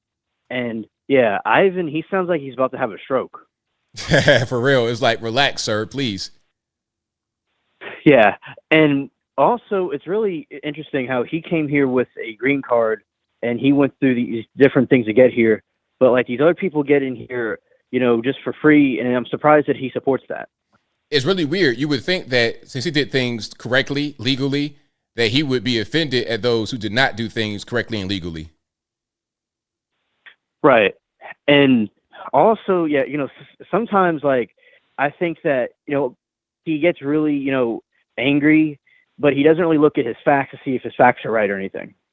Yeah, that's right. It's like you can have anger, but let's be factual. You could be upset, but come on now, let's not spread misinformation. Right. Now, I like the stuff you're showing earlier, and it's crazy with the trans people how a lot of them you see they just look like men just wearing some makeup or something, but it's not a woman at all, of course. Yeah, they look completely crazy, and it's like at a certain point, I want them just to stop doing that. It's pretty scary. It's weird. It's a mess. Yeah, and recently on my streams, I was looking at the Legends of King Arthur and how there's a lot of political wars going on to try to get his kingdom destroyed, and the Romans in the Legends were trying to take him out. So I believe, in my opinion, they came up with this plan to influence those other kingdoms to attack him because there's betrayal within his own group, and it sounds a lot like what they do in this time period with political figures like with Trump. Oh yeah, I mean, a lot of the things that we see nowadays have already been done before. Yeah, like in my opinion, DC reminds me of Rome. Yeah, for sure. Yeah, and also now I will say that recently with the different cases I've been looking at, there is this situation where this girl was deleted by a migrant that came in. You covered that case also. And also with the Delphi, there's these two girls that were deleted. And I do think that it's good for kids to have their independence. But I do think, especially in this day and age, there seems to be some nutty people out there. So I do think that it's good to have balance, in my opinion. Yeah, I mean, there should be, there's always a matter of just using a little bit of reason and common sense, like, okay, don't let kids just out all hours of the night and dangerous environments. But it's like, okay, right. It's middle of the daytime. It's like 2 PM. You're in a small town. You're going down the street to the corner store. It's okay. And then, seeing the boy, he looked like he already was 25 years old. Like, he'll be okay. Yeah. And yeah, it's always, good to use wisdom. And I know in like small country communities, in small towns in general, they don't necessarily have the country communities. Everybody would know each other. And I think you would have more normal people there, but of course use wisdom at the same time. But I think over where you would have all the transformers, looking at the 15-year-old in the bathroom, that's definitely a no-no. Oh yeah, for sure. 100%. Yeah. And I do think if people voted differently and not keep voting over and over again, I think there would be different results. Absolutely. Yeah, because some people that I know, they think it's the old school Democrats, but it's not the old school Democrats anymore. They're very different now. Yeah, like people have been voting Democrat for a long time, just keep kind of doing it out of habit, but they don't really understand what's going on with these Democrats nowadays. Yeah, and also, I think that it's good to see Trump trying to make peace with all these different countries, because the other groups seem like they're just keep on doing the warmonger, keep on fueling the war industrial complex. And also, Trump is the second president to have an intermittent term. Right. That's right. Yeah. Also, down here, the weather got really cold down where I am. Yeah, it got pretty cold here too. I had to put on the heavy pea coat. It was a mess. It was like 30 degrees at night. It was cold. Yeah. And I'm also going to be growing some winter flowers and some other winter plants I'm excited about. Yeah, that sounds good, man. I might need to start my garden pretty soon. Yeah. Okay, ABL, thank you for taking my call. Have a good night. Thank you for the call, man. Definitely appreciate you. Okay, bye. All right. Shout out to Alien Spaceship for the call. And I think that will be a wrap for me. We're at 11:12 p.m. on the East. Shout out to you guys again for being here. If you couldn't get on tonight, I'm sorry. Please don't blame me, blame the white man, because it ain't my fault. But I'll be back live again, of course, on Wednesday, right before Thanksgiving, and Saturday, of course, next week as well. I'll be here, and throughout the week, putting out pre-recorded content. I will be here. But that'll be a wrap for me. Shout out to you guys again for joining. I really, really appreciate y'all. You guys are the best audience anywhere on these interwebs.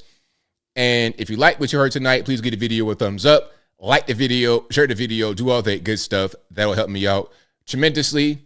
And also what I got going on. Oh, this is also an audio streaming podcast. It'll be available on your favorite audio streaming platform, whether that be Google Play, Apple iTunes, Spotify, etc. That link will always be in the box, or just go to your favorite audio streaming platform and search ABL Live. I should pop right on up. And what else I got? Oh, check out Rumble if you've not done so already. I am on Rumble. Shout out to Rumble. Let me show it right quick before I wrap it on up. Put the bow on top. I am on Rumble, and a lot of you guys have joined. I think I got 100 new followers since I showed it earlier. So let's go ahead and show it one more time. Follow me on Rumble. You see it right there. The link will always be in the description right below. Check it out. And we're also going to be doing live streams on Rumble. So what I'll do simulcast. I'll stream here and on Rumble at the same time. I'll get it set up within the next few days, and then it'll happen. But we already got videos on here. We already got content on there. And thank you guys for following. We're at 296 followers. I'm going to refresh right now, see if I got anybody that joined. Let me see if I can hit the refresh on here. Or if it'll do it. Let's do it that way. About the same, but we're going to keep that. We're going to grow that. We're going to grow that 296 to 1,000, and then to 10,000. We're going to keep on going. So again, shout out to y'all. Look, I got one right there. Look at that. All righty. But is that it? Oh, I got super chats on deck. Then I wrap it on up, put the bow on top. But again, thank y'all for joining. You guys are the best audience anywhere on these internets. If you watching, retweeting, super chatting, whatever you're doing, I could not do this show without you. And thank you to the mods for keeping the trolls in check. I really appreciate that as well. Thank you to Sheree for posting the Rumble link. I appreciate you as always. And where we at on the supers? Thank you to Devin, who says, oh, I use those terms to regularly make fun of them. I like the terms I showed earlier. And thank you to Taylor, who says, ABL, do you normally do calisthenics or weightlifting when you work out? What do you recommend? I'm 100%. I'm a calisthenic athlete. I'm very athletic, and I do all calisthenics. So what I do push-ups, sit-ups, dips, burpees, crunches, all body weight exercises. That's 100% my thing. And I have a lot of energy all the time. I'm 100% turned up all the time. I'm just like this right now, loud and everything all the time. It could be, you saw me during the election, like during that stream, I'm the same. So it's a combination of my diet and also my exercising. Like I don't do no running, really. I do like a lot of long walks outside. And from my cardio, it comes from my working out. Because if you do 100 push-ups at once, you're gonna have a heart rate going. If you're doing pull-ups, dips, all of that, heart rate's going. The main thing is to be moving and going outside. If I was to run outside, I already got bad ankles, knees. Like my ankle right now is kind of funny. And my knee, I don't know, I'm old. So I do exercises that just make sense and keep me, I'm in very, very good shape. I'm very fit. Push-ups is your main thing as a man. Push-ups, sit-ups. I got abs and everything. Push-ups, sit-ups, dips, walking.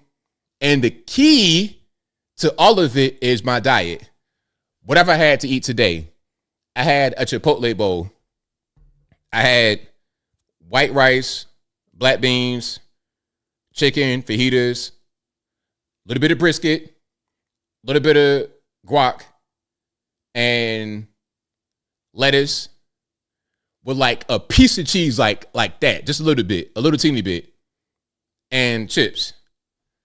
I have nothing else today. No other food. Well, I'm lying. I had a cookie because, you know, I'm kind of fat too. I'm a big back. My in the back of my mind, I'm a big back. I had a cookie, but that's it. Coconut water, organic, straight from Costco. No sugar in it at all. Your enemy, your enemy, if you want to lose weight and get in shape, is sugar. That's going to be your enemy, is sugar. I don't do no sugary drinks. This is what I drink. Regular water, coconut water. And for real, I could drink this all day with no, some of y'all are like, oh, it's nasty, ABO, it's nasty.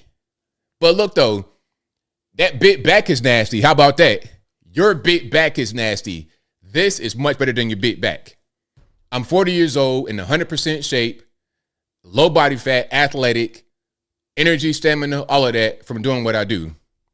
I'm going to do my workout plan and all of that on Uncle ABL. I got to get started back on it. I got to get back on it, but I got to find the time. I'm going to find the time. I'm going to make it. The rice, listen, Gail, respectfully, Gail, I appreciate your input, but I think the thing about rice having a high glycemic index is not really, you got to have some carbohydrate somewhere. And what better way to have it from a natural plant that comes from the ground, 100% organic. Japan, China, but definitely Japan have some of the oldest people in the world and the most healthy. And all they do all day, rice, white rice, big bag of white rice is all they do. And they be 115 years old looking beautiful. I'm telling you, rice is good. Natural long grain jasmine rice, put it in the pot, small serving. Some of y'all eat too much rice. That's the problem. Y'all put rice and sugar and salt and all that on top of it. You use rice as a cereal. I use it as just a piece of my meal. I'm at about 12% body fat right now, maybe 10 to 12. I'm 6'3", I'm 205 pounds. I lost 20 pounds recently just because I wanted to. I was 225, and now I'm 205. 100% fit. People like they kind of like make fun of me online. Oh, you old man, you got a beard. When you see me in person, it's different. So yes, the rice is good for you. White rice, brown rice, it don't matter. Just the portion is the main thing. I eat a lot of fish, like baked fish, baked chicken, not fried, sugar, salt. That's all going to be your enemy. Lightly seasoned foods. The more you season it, the more salt you're going to get. You're going to get hypertension because of all the salt. All right. So, but don't get freaky on here telling someone to see the back. See the back of this foot and your hind parts anyway. Did I get everybody? Yeah. But y'all please subscribe to Uncle ABL. I'm going to come back on that channel and give you guys some true fitness and health advice. Okay. That's what you want. Let me see. Danny H says, I stayed in shape with beer till about 55 years old, worked out 4 days a week. I mean, the main thing is if you know what to do for your body, you be okay. Oh, and I don't drink no beer or nothing like that. I might have a glass of wine occasionally, but I don't, most of my day I drink this. That's what I do. All right. Did I get everything? I did. All right. Shout out to you guys. I'll be back live again, of course, all throughout the week, putting out pre-recorded content. I'll be back live on Wednesday and Saturday. Happy early Thanksgiving. Eat all the foods, but don't be too big bat with it. That'll be a wrap. So until next time, y'all be safe. I'm out and peace.